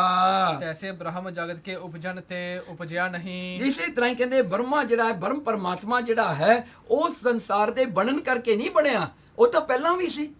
ਉਹ ਤਾਂ ਪਹਿਲਾਂ ਜੋ ਉਸੇ ਕਰਕੇ ਆਪਾਂ ਕਹਿੰਦੇ ਆਦ ਸੱਚ ਹੈ, ਉਹ ਤਾਂ ਆਦ ਤੋਂ ਹੈ, ਬਿਗਨਿੰਗ ਤੋਂ ਹੈ, ਜੋ ਬਿਫੋਰ ਦ ਬਿਗਨਿੰਗ ਉਸ ਉੱਤੇ ਹੈਗਾ ਹੈ। ਇਹ ਸੰਸਾਰ ਦੇ ਬਣਿਆ, ਪਰਮਾਤਮਾ ਨਹੀਂ ਬਣਿਆ। ਪਰਮਾਤਮਾ is not subjected in any way to the creation of this world. ਫਿਰ ਔਰ ਬਿਨਸਨ ਤੇ ਬਿਨਸਤਾ ਨਹੀਂ। ਹਾਂ, ਤੇ ਇਹ ਜਿਹੜਾ ਸੰਸਾਰ ਦੇ ਟੁੱਟਣ ਨਾਲ, ਡੂਮਸ ਹੋਣ ਦੇ ਨਾਲ ਜਿਹੜਾ ਹੈ ਉਹ ਮੁੱਕਣ ਵਾਲਾ ਵੀ ਨਹੀਂ, ਉਹ ਮੁੱਕਦਾ ਵੀ ਨਹੀਂ ਹੈਗਾ। ਇੱਕ ਹੀ ਬੀਜ ਸਭਨੋਂ ਫਲੋਂ ਵਿਖੇ ਹੋਤਾ ਹੈ। ਕਹਿੰਦੇ ਇੱਕੇ ਬੀਜ, ਇੱਕ ਸੀਡ ਹੁੰਦਾ ਹੈ ਜਿਹੜੇ ਸਾਰੇ ਫਲਾਂ ਵਿੱਚ ਹੁੰਦਾ ਹੈ। ਹੁਣ ਇੱਕ ਟਰੀ ਦੇ ਉੱਤੇ ਦੇਖੋ, ਮੈਂਗੋ ਟਰੀ ਇੱਕ ਹੈ, ਉਹਨੂੰ ਹਜ਼ਾਰਾਂ ਫਲ ਲੱਗਦੇ ਹਨ। ਇੱਕ ਹੋਰ ਮੈਂਗੋ ਟਰੀ ਹੈ, ਉਹਨੂੰ ਵੀ ਹਜ਼ਾਰਾਂ ਫਲ ਲੱਗਦੇ ਹਨ। ਸਾਰੇ ਫਲਾਂ ਦੇ ਵਿੱਚ ਬੀਜ ਜਿਹੜਾ ਸੀਡ ਉਹ ਸੇਮ ਹੈ, ਉਹ ਸੇਮ ਸੀਡ ਹੈ ਜਿਹੜਾ ਸਾਰਿਆਂ ਦੇ ਵਿੱਚ ਇੱਕ ਜੈਸਾ ਹੈ। ਇੱਕ ਸੀਡ ਤੋਂ ਉਹ ਦਰਖਤ ਬਣਿਆ, ਉਹੀ ਸੀਡ ਫਿਰ ਉਹਦੇ ਫਲ ਵਿੱਚ ਗਿਆ। ਕਹਿੰਦੇ ਉਹੀ ਬੀਜ ਸਾਰੇ ਫਲਾਂ ਵਿੱਚ ਹੁੰਦਾ ਹੈ। ਐਸੇ ਹੀ ਇੱਕ ਬ੍ਰਹਮ ਸਭ ਸਥਾਵਰ ਜੰਗਮ ਵਿਖੇ ਵਿਆਪਕ ਵਿਵਰਤਵਾਦ ਹੈ। ਇਸੇ ਤਰ੍ਹਾਂ ਹੀ ਕਹਿੰਦੇ ਉਹ ਇੱਕ ਬ੍ਰਹਮ ਪਰਮਾਤਮਾ ਸਾਰੇ ਜੀਵਾਂ ਵਿੱਚ ਵਰਤ ਰਿਹਾ ਹੈ। ਜਿਵੇਂ ਇੱਕ ਬੀਜ ਨੇ ਸਾਰੇ ਜੀਵ ਫਲਾਂ ਦੇ ਵਿੱਚ ਆਪਣਾ ਬੀਜ ਪਾ ਦਿੱਤਾ, ਕਹਿੰਦੇ ਇਸੇ ਤਰ੍ਹਾਂ ਜਿਹੜਾ ਹੈ ਜਿਵੇਂ ਹੁਣ ਫਲ ਤੋੜੀਏ, ਉਹ ਇਹਦਾ ਮਤਲਬ ਇਹ ਤਾਂ ਨਹੀਂ ਸਾਰਾ ਟਰੀ ਸੁੱਕ ਜਾਣਾ ਹੈ, ਟਰੀ ਨੇ ਮਰ ਜਾਣਾ ਹੈ, ਨਹੀਂ ਮਰਦਾ। ਸੋ ਇਸੇ ਤਰ੍ਹਾਂ ਹੀ ਕਹਿੰਦੇ ਹਨ, ਤੈਸੇ ਇੱਕ ਬ੍ਰਹਮ ਤੇ ਇੱਕ ਪਰਮਾਤਮਾ ਤੋਂ ਇਹ ਸਾਰਾ ਹੀ ਜੜ ਤੇ ਚੇਤਨ ਸ੍ਰਿਸ਼ਟੀ ਬਣੀ ਹੋਈ ਹੈ ਤੇ ਆਪ ਵਿਆਪਕ ਹੈ, ਆਪ ਸਾਰਿਆਂ ਵਿੱਚ ਹੈ। ਜਿਵੇਂ ਵਿਵਰਕਵਾਦ ਹੈ, ਇਹਨੂੰ ਵਿਵਰਕਵਾਦ ਕਹਿੰਦੇ ਹਨ। ਭਰਮ ਕਰ ਭਾਸਤਾ ਹੈ। ਇਹ ਭਰਮ ਕਰਕੇ ਆਪਾਂ ਨੂੰ ਹੋਰ ਦਿਸਦਾ ਹੈ, ਆਪਾਂ ਨੂੰ ਭਰਮ ਕਰਕੇ ਉਹ ਗੋਲ ਜਿਵਲਰੀਜ਼ ਦਿਸਦੀਆਂ ਹਨ। ਹਾਂਜੀ, ਇਹ ਭਰਮ ਹੈ, ਇਹ ਭਰਮ ਕਰਕੇ ਦਿਖਾਈ ਦਿੰਦਾ ਹੈ ਵੀ ਬ੍ਰਹਮ ਹੋਰ ਹੈ, ਇਹ ਹੋਰ ਹੈ, ਇਹ ਹੋਰ ਹੈ, ਅਸਲ ਵਿੱਚ ਤਾਂ ਉਹ ਇੱਕ ਹੀ ਸਰੂਪ ਹੈ। ਤਾਂ ਤੇ ਜੋਗੀ ਬੋਲਿਆ ਅਬ ਮੇਰੀ ਨਿਸ਼ਚਾ ਭਈ ਹੈ। ਸੋ ਉਹ ਜੋਗੀ ਇਹ ਜਿਹੜੀ ਦੀ ਕਥਾ ਮਹਾਰਾਜ ਤੋਂ ਸੁਣ ਕੇ ਬੋਲਿਆ ਕਿ ਮੈਨੂੰ ਜਿਹੜਾ ਹੈ ਅੱਜ ਮੈਨੂੰ ਜਿਹੜਾ ਹੈ ਮੈਂ ਕਨਵਿੰਸ ਹੋ ਗਿਆ, ਮੈਨੂੰ ਫੇਥ ਹੋ ਗਿਆ, ਮੈਨੂੰ ਨਿਸ਼ਚਾ ਹੋ ਗਿਆ, ਭਰੋਸਾ ਹੋ ਗਿਆ। ਜੋ ਕਛ ਮੈਂ ਜਾਣਨਾ ਥਾ ਸੋ ਮੈਂ ਜਾਤਾ ਹੈ। ਕਹਿੰਦੇ ਜੋ ਮੈਂ ਜਾਣਨਾ ਚਾਹੁੰਦਾ ਸੀ ਨਾ, ਜੋਗੀ ਕਹਿੰਦਾ ਇੰਨੇ 1000 of years ਤੋਂ ਬੈਠਾ ਹੋਇਆ, ਕਹਿੰਦਾ ਜੋ ਮੈਂ ਜਾਣਨਾ ਚਾਹੁੰਦਾ ਸੀ ਮੈਂ ਅੱਜ ਜਾਣ ਲਿਆ। ਅਬ ਮੈਂ ਸਰੀਰ ਤਿਆਗਦਾ ਹਾਂ। ਜੋਗੀ ਕਹਿੰਦਾ ਹੁਣ ਬਸ ਮੇਰਾ ਕੰਮ ਪੂਰਾ ਹੋ ਗਿਆ, ਮੈਂ ਹੁਣ ਇਹ ਸਰੀਰ ਛੱਡਣਾ ਹੈ। ਅਤੇ ਸੰਤੋਖ ਸਰ ਦੇ ਉੱਪਰ ਜੋਗੀ ਨੇ ਮਿੱਟੀ ਲੀਤੀ। ਤਾਂ ਉਸੇ ਸੰਤੋਖ ਸਰ ਦੇ ਜਿਹੜਾ ਹਨ ਸਰੋਵਰ ਦਾ ਜਿਹੜਾ ਅਸਥਾਨਾ ਉਹਦੇ ਉੱਤੇ ਆਪਣੀ ਮਿੱਟੀ ਲੈ ਲਈ, ਮਤਲਬ ਕਿ ਉਹਨੇ ਉੱਥੇ ਸਰੀਰ ਛੱਡ ਦਿੱਤਾ। ਸਾਹਿਬ ਆਣ ਕੇ ਅੰਮ੍ਰਿਤਸਰ ਜੀ ਦੀ ਤਿਆਰੀ ਕੀਤੀ। ਸਾਹਿਬ ਗੁਰੂ ਅਰਜਨ ਦੇਵ ਜੀ ਨੇ ਫਿਰ ਆ ਕੇ ਸ੍ਰੀ ਅੰਮ੍ਰਿਤਸਰ ਦੀ ਤਿਆਰੀ ਕੀਤੀ, ਅੰਮ੍ਰਿਤਸਰ ਦੀ ਉਸਾਰੀ ਕੰਪਲੀਟ ਕੀਤੀ। ਪੌੜੀਆਂ ਚੌਫੇਰੇ ਮਸੰਦਾਂ ਨੂੰ ਬਾਹੀਆਂ ਵੰਡ ਦਿੱਤੀਆਂ। ਤੇ ਜਿਹੜਾ ਹਨ ਮਸੰਦਾਂ ਨੂੰ ਅੱਡ ਜਿਹੜੀਆਂ ਹਨ ਪੌੜੀਆਂ ਉਹਨਾਂ ਨੂੰ ਜਿਹੜੀਆਂ ਹਨ ਅਸਾਈਨ ਕਰ ਦਿੱਤੀਆਂ ਵੀ ਤੁਸੀਂ ਇਹ ਪੌੜੀ ਬਣਾਉਣੀ ਆ, ਦੂਜੇ ਮਸੰਦ ਨੂੰ ਕਿਹਾ ਇਹ ਪੌੜੀ ਬਣਾਉਣੀ ਆ, ਇਹ ਪੌੜੀ ਸਾਰੇ ਚੌਫੇਰੇ ਜਿਹੜੀਆਂ ਸਟੈਪਸ ਹਨ ਨਾ ਸਰੋਵਰ ਦੇ ਅੰਦਰ ਉਹ ਇੱਕ ਮਸੰਦ ਦੀ ਡਿਊਟੀ ਲਾਤੀ, ਅਸਾਈਨ ਕਰਤੇ। ਤੇ ਬਚਨ ਹੋਇਆ ਜੇ ਪੱਕੀਆਂ ਬਾਹੀਆਂ ਕਰੋਗੇ ਤਾਂ ਤੂੰ ਸਾਡੀ ਥੂਨੀ ਆਦ ਪੱਕੀ ਹੋਵੇਗੀ। ਮਹਾਰਾਜ ਨੇ ਬਚਨ ਕਰਤਾ, ਕਹਿੰਦੇ ਜਿਹੜਾ ਵੀ ਕੋਈ ਮਸੰਦ ਇਹ ਜਿਹੜੀਆਂ ਪੌੜੀਆਂ ਨੂੰ ਪੱਕੀਆਂ ਬਣਾਏਗਾ, ਤਕੜੀਆਂ ਬਣਾਵੇਗਾ, ਇਹਨਾਂ ਨੂੰ ਜਿਹੜਾ ਹੈ ਸਟਰੋਂਗ ਬਣਾਵੇਗਾ, ਉਹਦੀ ਜਨਰੇਸ਼ਨ ਵੀ ਉਨੀਓ ਸਟਰੋਂਗ ਹੋਵੇਗੀ, ਉਹਦੀ ਜਨਰੇਸ਼ਨ ਜਿਹੜੀ ਹੈ ਉਨੀਓ ਤਕੜੀ ਹੋਵੇਗੀ, ਉਹਨਾਂ ਕੋਲ ਮਾਇਆ ਦੁੱਧ ਪੁੱਤ ਦੀ ਕੋਈ ਘਾਟ ਨਹੀਂ ਹੋਵੇਗੀ। ਜੇ ਪੋਲੀਆਂ ਬਣਾਵੋਗੇ ਤਾਂ ਤੂੰ ਸਾਡਾ ਪੋਲ ਉਗੜ ਜਾਵੇਗਾ। ਕਿ ਜੇ ਤੁਸੀਂ ਪੋਲੀਆਂ ਬਣਾਓਗੇ ਤਾਂ ਤੁਹਾਡੇ ਕੀਤੇ ਹੋਏ ਪਾਪ ਸਾਰੇ ਉਗੜ ਜਾਣਗੇ, ਦੁਨੀਆ ਨੂੰ ਪਤਾ ਲੱਗ ਜਾਏਗਾ, ਯੂ ਵਿਲ ਬੀ ਐਕਸਪੋਜ਼ਡ, ਤੁਸੀਂ ਐਕਸਪੋਜ਼ ਹੋ ਜੂਗੇ। ਪਹੁੜੋ ਹਰਮੰਦਰ ਦੇ ਅਸਥਾਨ ਖਲੋਈ ਕੇ ਸ਼ਬਦ ਉਚਾਰਿਆ। ਉਸ ਵੇਲੇ ਮਹਾਰਾਜ ਨੇ ਸ੍ਰੀ ਹਰਮੰਦਰ ਸਾਹਿਬ ਦੇ ਅਸਥਾਨ ਤੇ ਖੜ ਕੇ ਗੁਰੂ ਅਰਜਨ ਦੇਵ ਜੀ ਨੇ ਇਹ ਸ਼ਬਦ ਉਚਾਰਨ ਕੀਤਾ। ਇਹ ਸ਼ਬਦ ਸੋਰਠ ਮਹੱਲਾ 5ਵਾਂ ਹੈ ਜੋ ਕਿ 623 ਅੰਗ 623 ਅੰਗ ਤੇ ਸੁਸ਼ੋਭਿਤ ਹੈ। ਇਹ ਸ਼ਬਦ ਆਪ ਜੀ ਸੁਣੋ। ਸੋਰਠ ਮਹੱਲਾ 5ਵਾਂ ਵਿੱਚ ਕਰਤਾ ਪੁਰਖ ਖਲੋਆ ਵਾਲ ਨਾ ਵਿੰਗਾ ਹੋਆ ਮੱਜਨ ਗੁਰ ਆਂਦਾ ਰਾਸੇ ਜਪ ਹਰ ਹਰ ਕਿਲ ਵਿਖ ਨਾਸੇ ਸੰਤ ਹੋ ਰਾਮਦਾਸ ਸਰੋਵਰ ਨੀਕਾ ਜੋ ਨਾਵੈ ਸੋ ਕੁਲ ਤਰਾਵੈ ਉਧਾਰ ਹੋਆ ਹੈ ਜੀ ਕਾ ਰਹਾਓ ਜੈ ਜੈਕਾਰ ਜਗ ਗਾਵੈ ਮਨ ਛਿੰਦਿਆੜੇ ਫਲ ਪਾਵੈ ਸਹੀ ਸਲਾਮਤ ਨਾਏ ਆਏ ਆਪਣਾ ਪ੍ਰਭੂ ਧਿਆਏ ਸੰਤ ਸਰੋਵਰ ਨਾਵੈ ਸੋ ਜਨ ਪਰਮ ਗਤ ਪਾਵੈ ਮਰੈ ਨਾ ਆਵੈ ਜਾਈ ਹਰ ਹਰ ਨਾਮ ਧਿਆਈ ਇਹੋ ਬ੍ਰਹਮ ਵਿਚਾਰ ਸੋ ਜਾਣੈ ਜਿਸ ਦਇਆਲ ਹੋਏ ਭਗਵਾਨੈ ਬਾਬਾ ਨਾਨਕ ਪ੍ਰਭ ਸਰਨਾਈ ਸਭ ਚਿੰਤਾ ਗਣਤ ਮਿਟਾਈ। ਵਾਹਿਗੁਰੂ। ਜਿਸ ਸਮੇਂ ਈਸ਼ਰ ਦਾ ਧਿਆਨ ਧਾਰਿਆ ਕਹਿਣਗੇ ਜਿਸ ਵੇਲੇ ਅਸੀਂ ਈਸ਼ਵਰ ਪਰਮੇਸ਼ਰ ਦਾ ਧਿਆਨ ਧਾਰਿਆ ਤਾਂ ਈਸ਼ਰ ਪ੍ਰਤੱਖ ਹੋਇਆ। ਤਾਂ ਉੱਥੇ ਪਰਮਾਤਮਾ ਪ੍ਰਤੱਖ ਹੋ ਗਿਆ, ਪਾਰ ਬ੍ਰਹਮ ਪਰਮੇਸ਼ਰ ਪ੍ਰਤੱਖ ਹੋ ਗਿਆ। ਤਾਂ ਆਗਿਆ ਕੀਤੀ ਜੋ ਮੈਂ ਸਰਗੁਣ ਰੂਪ ਧਾਰ ਕੇ ਇਸ ਬੀਚ ਚਰਨ ਧਾਰੇ ਹਨ। ਦੇਖੋ ਉਸ ਵੇਲੇ ਪਾਰ ਬ੍ਰਹਮ ਪਰਮੇਸ਼ਰ ਨੇ ਆ ਕੇ ਇਹ ਬਚਨ ਕੀਤਾ। ਸਾਖੀਆਂ ਵਿੱਚ ਤਾਂ ਆਉਂਦਾ ਹੈ ਕਿ ਉਹ ਹਰ ਕੀ ਪੌੜੀ ਵਾਲਾ ਪੱਥਰ ਨਹੀਂ ਟੁੱਟਦਾ ਸੀ, ਬਹੁਤ ਵੱਡਾ ਉੱਥੇ ਪੱਥਰ ਸੀ। ਤਾਂ ਪਾਰ ਬ੍ਰਹਮ ਪਰਮੇਸ਼ਰ ਆਪ ਆਇਆ, ਜਿਹੜੇ ਹਨ ਦੇਵਤੇ ਉਹਨਾਂ ਦੇ ਨਾਲ ਆਏ, ਮਹਾਰਾਜ ਨੇ ਆਪ ਉਹ ਪੱਥਰ ਆ ਕੇ ਭੰਨਿਆ। ਤਾਂ ਉਹਨੂੰ ਤਾਂ ਹੀ ਹਰ ਕੀ ਪੌੜੀ ਕਿਹਾ ਜਾਂਦਾ ਹੈ। ਇਤਿਹਾਸ ਵਿੱਚ ਐਸੀ ਵਾਰਤਾ ਲਿਖੀ ਹੋਈ ਹੈ। ਕਹਿੰਦੇ ਉਸ ਵੇਲੇ ਗੁਰੂ ਅਰਜਨ ਦੇਵ ਜੀ ਕਹਿੰਦੇ ਜਿਸ ਵੇਲੇ ਪਾਰ ਬ੍ਰਹਮ ਪਰਮੇਸ਼ਰ ਜੋ ਨਿਰਗੁਣ ਸਰੂਪ ਦੇ ਵਿੱਚ ਆਪ ਸਰੂਪ ਧਾਰਨ ਕਰਕੇ ਆਏ ਤੇ ਕਹਿੰਦੇ ਉਸ ਵੇਲੇ ਸਾਨੂੰ ਇਹ ਬਚਨ ਹੋਏ ਔਰ ਤੇ ਇਸ ਵਿੱਚ ਕਹਿੰਦੇ ਇਸ ਬੀਚ ਚਰਨ ਧਾਰੇ ਹਨ। ਕਹਿਣਗੇ ਪਾਰ ਬ੍ਰਹਮ ਪਰਮੇਸ਼ਰ ਨੇ ਕਿਹਾ ਕਿ ਸਾਡੇ ਚਰਨ ਇਸ ਧਰਤੀ ਤੇ ਲੱਗੇ ਹਨ, ਅਸੀਂ ਆਪਣੇ ਜਿਹੜੇ ਹਨ ਚਰਨ ਇਸ ਧਰਤੀ ਤੇ ਲਾਏ ਹਨ। ਕਿਉਂਕਿ ਦੇਖੋ ਨਾ ਗੁਰੂ ਅਰਜਨ ਦੇਵ ਜੀ ਆਪ ਪਰਮੇਸ਼ਰ ਹਨ। ਹੁਣ ਗੁਰੂ ਅਰਜਨ ਦੇਵ ਜੀ ਸੱਚੇ ਪਾਤਸ਼ਾਹ ਇੱਕ ਮਨੁੱਖਾ ਸਰੀਰ ਦੇ ਵਿੱਚ ਆਏ ਹੋਏ ਹਨ। ਉਹ ਗੁਰੂ ਰੂਪ ਹੋ ਕੇ ਸੰਸਾਰ ਨੂੰ ਤਾਰ ਰਹੇ ਹਨ, ਪਰ ਹੈ ਤਾਂ ਉਹੀ ਪਰਮਾਤਮਾ। ਹੁਣ ਇੱਥੇ ਪਰਮਾਤਮਾ ਆਪ ਆਪਣੇ ਸਰੂਪ ਨੂੰ ਲੈ ਕੇ ਆਇਆ ਜਿਹੜਾ ਕਿ ਮਨੁੱਖੀ ਮਰਿਆਦਾ ਤੋਂ ਪਰੇ ਹੈ। ਹੁਣ ਪਰਮਾਤਮਾ ਉਹ ਜਿਹੜਾ ਪਾਰ ਬ੍ਰਹਮ ਸਰੂਪ ਲੈ ਕੇ ਆਏ ਉਸ ਵੇਲੇ ਪਾਰ ਬ੍ਰਹਮ ਜਾਂ ਗੁਰੂ ਅਰਜਨ ਦੇਵ ਜੀ ਨੇ ਆਪਣਾ ਉਹ ਸਰੂਪ ਨੂੰ ਪ੍ਰਗਟ ਕੀਤਾ ਜੋ ਕਿ ਮਨੁੱਖਾ ਦੇਹ ਦਾ ਸਬਜੈਕਟ ਨਾ ਹੋਵੇ, ਸੋ ਉਹਦੀਆਂ ਲਿਮਿਟੇਸ਼ਨ ਵਿੱਚ ਨਾ ਆਵੇ। ਇਸ ਕਰਕੇ ਉਹ ਪਾਰ ਬ੍ਰਹਮ ਪਰਮੇਸ਼ਰ ਰੂਪ ਨੇ ਆ ਕੇ ਕਿਹਾ ਕਿ ਮੇਰੇ ਚਰਨ ਜਿਹੜੇ ਨੇ ਉਹ ਇਸ ਧਰਤੀ ਤੇ ਲੱਗੇ ਹਨ, ਸੋ ਇਸ ਧਰਤੀ ਤੇ ਪਾਉਣ ਕਰਕੇ ਔਰ ਨਿਰਗੁਣ ਰੂਪ ਮੇਰਾ ਨਾਮ ਹੈ। ਕਹਿਣਗੇ ਮੇਰਾ ਸਰਗੁਣ ਰੂਪ ਇਹ ਅਸਥਾਨ ਹੈ ਤੇ ਮੇਰਾ ਨਿਰਗੁਣ ਸਰੂਪ ਜਿਹੜਾ ਨਾਮ ਹੈ ਸੋ ਮੈਂ ਦੋਨੋਂ ਰੂਪ ਇਸ ਮੈਂ ਵਰਤੋਗਾ। ਦੇਖੋ ਪਰਮਾਤਮਾ ਪਾਰ ਬ੍ਰਹਮ ਪਰਮੇਸ਼ਰ ਨੇ ਆਪ ਕਿਹਾ ਕਿ ਮੈਂ ਦੋਨੋਂ ਰੂਪ ਕਰਕੇ ਇੱਥੇ ਵਰਤਾਂਗਾ, ਮੇਰਾ ਸਰੀਰ ਵੀ ਇੱਥੇ ਵਰਤੇਗਾ ਤੇ ਮੇਰਾ ਨਿਰਗੁਣ ਰੂਪ ਜਿਹੜਾ ਹੈ ਜੋ ਹੈ ਉਹ ਵੀ ਇੱਥੇ ਵਰਤੇਗਾ। ਦੇਖੋ ਇੱਥੇ ਹੀ ਜਿਹੜਾ ਹੈ ਮੇਰਾ ਸਰਗੁਣ ਸਰੂਪ ਜੋ ਅੱਜ ਸ੍ਰੀ ਗੁਰੂ ਗ੍ਰੰਥ ਸਾਹਿਬ ਜੀ ਹਨ, ਉਹਨਾਂ ਕਰਕੇ ਮੈਂ ਇੱਥੇ ਵਰਤਾਂਗਾ ਮੇਰਾ ਸਰਗੁਣ ਸਰੂਪ ਸ੍ਰੀ ਗੁਰੂ ਗ੍ਰੰਥ ਸਾਹਿਬ ਜੀ, ਤੇ ਫਿਰ ਜੋ ਸ਼ਬਦ ਬਾਣੀ ਹੈ, ਜੋ ਨਾਮ ਜਿਹੜਾ ਗੁਰੂ ਦੇ ਹੁਕਮ ਕਰਕੇ ਗੁਰਸਿੱਖਾਂ ਨੂੰ ਦਿੱਤਾ, ਉਹ ਨਾਮ ਕਰਕੇ ਮੈਂ ਵੀ ਇੱਥੇ ਵਰਤਾਂਗਾ, ਦੋ ਸਰੂਪਾਂ ਕਰਕੇ। ਸੋ ਹਰਮੰਦਰ ਸਾਹਿਬ ਦੇ ਵਿੱਚ ਸਰਗੁਣ ਰੂਪ ਕਰਕੇ ਵੀ ਪ੍ਰਮਾਤਮਾ ਹੈ, ਨਿਰਗੁਣ ਰੂਪ ਕਰਕੇ ਵੀ ਹੈ। ਜੋ ਇਸਨਾਨ ਕਰੇਗਾ ਉਸਕਾ ਮੱਜਨ ਸਿਮਰਨ ਤੇ ਸਭ ਕਿਲਵਿਖ ਨਾਸ ਹੋਵਣਗੇ। ਜੋ ਵੀ ਮੇਰਾ ਇੱਥੇ ਕੋਈ ਪਿਆਰਾ ਆਏਗਾ, ਉਹ ਆ ਕੇ ਸ਼ਰਧਾ ਵਿੱਚ ਆ ਕੇ ਤੇ ਇਸ਼ਨਾਨ ਕਰੇਗਾ ਤੇ ਜਿਹੜਾ ਹੈ ਨਾਮ ਜਪੇਗਾ, ਤਾਂ ਉਹਦੇ ਕਿਲਵਿਖ ਸਾਰੀ ਪਾਪ ਨਾਸ਼ ਹੋ ਜਾਣਗੇ। ਇਹ ਸੰਤ ਜਨਾ ਹੋ ਇਹੋ ਰਾਮਦਾਸ ਸਰੋਵਰ ਬਹੁਤ ਨੀਕਾ ਹੋਵੇਗਾ। ਇਹ ਸੰਤ ਜਨੋ ਸੁਣ ਲੋ, ਇਹ ਗੁਰੂ ਰਾਮਦਾਸ ਸੱਚੇ ਪਾਤਸ਼ਾਹ ਜੀ ਦਾ ਜੋ ਤੀਰਥ ਹੈ, ਇਹ ਜਿਹੜਾ ਹੈ ਬਹੁਤ ਹੀ ਚੰਗਾ ਹੈ, ਬਹੁਤ ਹੀ ਸੋਭਾ ਪਾਉਣ ਵਾਲਾ ਹੈ, ਸਾਰੇ ਪਦਾਰਥਾਂ ਨੂੰ ਦੇਣ ਵਾਲਾ ਹੈ। ਜੋ ਇਸ਼ਨਾਨ ਕਰੇਗਾ ਉਸਦੇ ਕੁੱਲਾਂ ਦਾ ਉਧਾਰ ਹੋਵੇਗਾ। ਜੋ ਵੀ ਇੱਥੇ ਇਸ਼ਨਾਨ ਕਰੇਗਾ ਸਿਰਫ ਉਸਦਾ ਉਧਾਰ ਨਹੀਂ, ਉਹਦੇ ਕੁੱਲਾਂ ਦਾ, ਜਨਰੇਸ਼ਨ ਦਾ ਉਧਾਰ ਹੋਵੇਗਾ। ਜੋ ਜੈ ਜੈਕਾਰ ਦੇ ਸ਼ਬਦ ਗਾਵੇਗਾ ਉਸਦੇ ਮਨ ਵਾਂਛਿਤ ਸਿੱਧ ਹੋਵਣਗੇ। ਜੋ ਇੱਥੇ ਆ ਕੇ ਜੈ ਜੈਕਾਰ ਕਰੇਗਾ ਪਰਮੇਸ਼ਰ ਦਾ, ਗੁਰੂ ਨਾਨਕ ਸਾਹਿਬ ਜੀ ਦੀ ਉਸਤਤ ਨੂੰ ਗਾਏਗਾ ਇੱਥੇ ਆ ਕੇ, ਕਹਿੰਦੇ ਉਹਨੇ ਸਾਰੇ ਮਨ ਦੀਆਂ ਇੱਛਾਵਾਂ ਪੂਰੀਆਂ ਹੋਣਗੀਆਂ। ਜੋ ਨਾਮ ਧਿਆਵਣਗੇ ਸੋ ਸਲਾਮਤ ਰਹਿਣਗੇ। ਜੋ ਇੱਥੇ ਨਾਮ ਧਿਆਉਣਗੇ, ਜੋ ਨਾਮ ਦੇ ਵਿੱਚ ਆਪਣੀ ਬਿਰਤੀ ਜੋੜਨਗੇ, ਉਹ ਸਦਾ ਹੀ ਸਲਾਮਤ ਰਹਿਣਗੇ, ਉਹਨਾਂ ਨੂੰ ਕੋਈ ਵੀ ਦੁੱਖ ਨਹੀਂ ਆਏਗਾ, ਉਹ ਹਮੇਸ਼ਾ ਵਾਸਤੇ ਅਮਰ ਹੋ ਜਾਣਗੇ। ਗਿਆਨ ਨੂੰ ਪ੍ਰਾਪਤ ਹੋਵਣਗੇ। ਉਹ ਗਿਆਨ ਨੂੰ ਪ੍ਰਾਪਤ ਹੋਣਗੇ, ਉਹ ਆਤਮ ਗਿਆਨ ਦੀ ਪ੍ਰਾਪਤੀ ਕਰਨਗੇ, ਉਹਨਾਂ ਨੂੰ ਆਪਣੇ ਸਰੂਪ ਦਾ ਗਿਆਨ ਹੋਵੇਗਾ। ਤੇ ਜੋ ਇਸ ਦੀ ਸ਼ਰਨ ਸਦਾ ਰਹਿਣਗੇ ਸੋ ਤੀਨ ਤਾਪ ਥੀ ਚਿੰਤਾ ਥੀ ਨਿਵਰਤ ਹੋਵਣਗੇ। ਜੋ ਇਹ ਜਿਹੜਾ ਹਨ ਤੀਰਥ, ਜੋ ਇਹ ਅੰਮ੍ਰਿਤਸਰ ਦੀ ਸ਼ਰਨ ਵਿੱਚ ਰਹਿਣਗੇ, ਜੋ ਗੁਰੂ ਰਾਮਦਾਸ ਸੱਚੇ ਪਾਤਸ਼ਾਹ ਦਾ ਅਸਥਾਨ ਜਾਣ ਕੇ ਉਹਨਾਂ ਦੀ ਸ਼ਰਨ ਵਿੱਚ, ਉਹਨਾਂ ਦੇ ਸੈਂਚਰੀ ਵਿੱਚ ਰਹਿਣਗੇ, ਤਾਂ ਉਹਨਾਂ ਦੇ ਤਿੰਨ ਤਾਪ, ਆਦਿ ਵਿਆਧੀ ਉਪਾਧੀ ਜਿਹੜੇ ਤਾਪ ਹਨ, ਤੇ ਜਿੰਨਾ ਚਿੰਤਾ ਦਾ ਰੋਗ ਹੈ, ਜਿੰਨਾ ਉਹਨਾਂ ਦੇ ਫਿਕਰ ਹਨ, ਉਹ ਸਾਰੇ ਨਿਵਰਤ ਹੋ ਜਾਣਗੇ, ਦੂਰ ਹੋ ਜਾਣਗੇ। ਜੋ ਸੰਤ ਸਰੋਵਰ ਹੈ ਤਿਸ ਵਿਖੇ ਜੋ ਇਸ਼ਨਾਨ ਕਰਨਗੇ। ਜੋ ਸੰਤ ਸਰੋਵਰ ਵਿੱਚ ਆ ਕੇ ਇਸ਼ਨਾਨ ਕਰਨਗੇ ਇੱਥੇ, ਸੋ ਮਨੁੱਖ ਪਰਮਗਤ ਨੂੰ ਮੁਕਤ ਨੂੰ ਪ੍ਰਾਪਤ ਹੋਵਣਗੇ। ਉਹ ਪਰਮ ਗਤੀ ਨੂੰ ਪ੍ਰਾਪਤ ਹੋਣਗੇ, ਉਹਨਾਂ ਦੀ ਮੁਕਤੀ ਹੋਏਗੀ, ਕੋਈ ਸ਼ੱਕ ਵਾਲੀ ਗੱਲ ਨਹੀਂ, ਉਹਨਾਂ ਨੂੰ ਸਾਖਸ਼ਾਤ ਉਹਨਾਂ ਦੀ ਮੁਕਤੀ ਉਸੇ ਵੇਲੇ ਹੋ ਜਾਏਗੀ। ਜੋ ਇਸ ਵਿਖੇ ਨਾਮ ਦਾ ਮਹੱਤਮ ਹੈ। ਜੋ ਇਸ ਅਸਥਾਨ ਤੇ ਨਾਮ ਦਾ ਮਹੱਤਮ ਹੈ, ਜੋ ਇੱਥੇ ਨਾਮ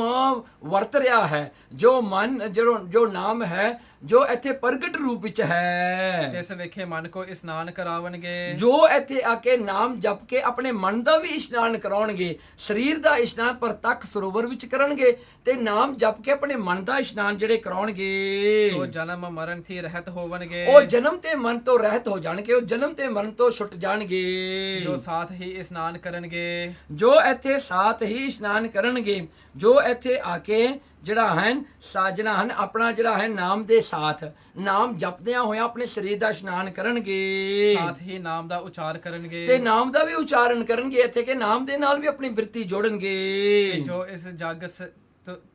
ਇਸ ਜਗ ਸਰੀਰ ਦਾ ਤਿਆਗ ਕਰਨਗੇ ਸੋ ਮੇਰੇ ਪਰਮ ਪਦ ਕੋ ਪ੍ਰਾਪਤ ਹੋਵਣਗੇ। ਹਾਂ, ਕਹਿੰਦੇ ਜੋ ਇਸ ਜਗ੍ਹਾ ਆ ਕੇ ਆਪਣਾ ਸਰੀਰ ਤਿਆਗਣਗੇ, ਦੇਖੋ ਜਿਨ੍ਹਾਂ ਤੇ ਕਿਰਪਾ ਹੋਵੇਗੀ, ਮਤਲਬ ਉੱਥੇ ਉਹਨਾਂ ਦੀ ਡੈਥ ਆ ਜਾਏਗੀ, ਮਤਲਬ ਜਿੱਥੇ ਉਹ ਸਥਾਨ ਤੇ ਆ ਕੇ ਜਿਹੜੇ ਸਰੀਰ ਸ਼ਾਂਤ ਹੋ ਜਾਣਗੇ, ਮਹਾਰਾਜ ਕਹਿੰਦੇ ਉਹਨਾਂ ਦੀ ਉਸੇ ਵੇਲੇ ਪਰਮ ਪਦ ਉਹਨਾਂ ਨੂੰ ਪ੍ਰਾਪਤ ਹੋਵੇਗੀ, ਉਹਨਾਂ ਨੂੰ ਸਾਡੇ ਸਰੂਪ ਦੀ ਪ੍ਰਾਪਤੀ ਹੋਵੇਗੀ, ਉਹ ਸਾਡੇ ਸਰੂਪ ਵਿੱਚ ਲੀਨ ਹੋਣਗੇ। ਦੇਖੋ ਕਿੰਨੇ ਗੁਰਸਿੱਖਾਂ ਨੇ ਹਰਮੰਦਰ ਸਾਹਿਬ ਦੀ ਸੇਵਾ ਵਾਸਤੇ ਆਪਣੀਆਂ ਸ਼ਹੀਦੀਆਂ ਪਾਈਆਂ।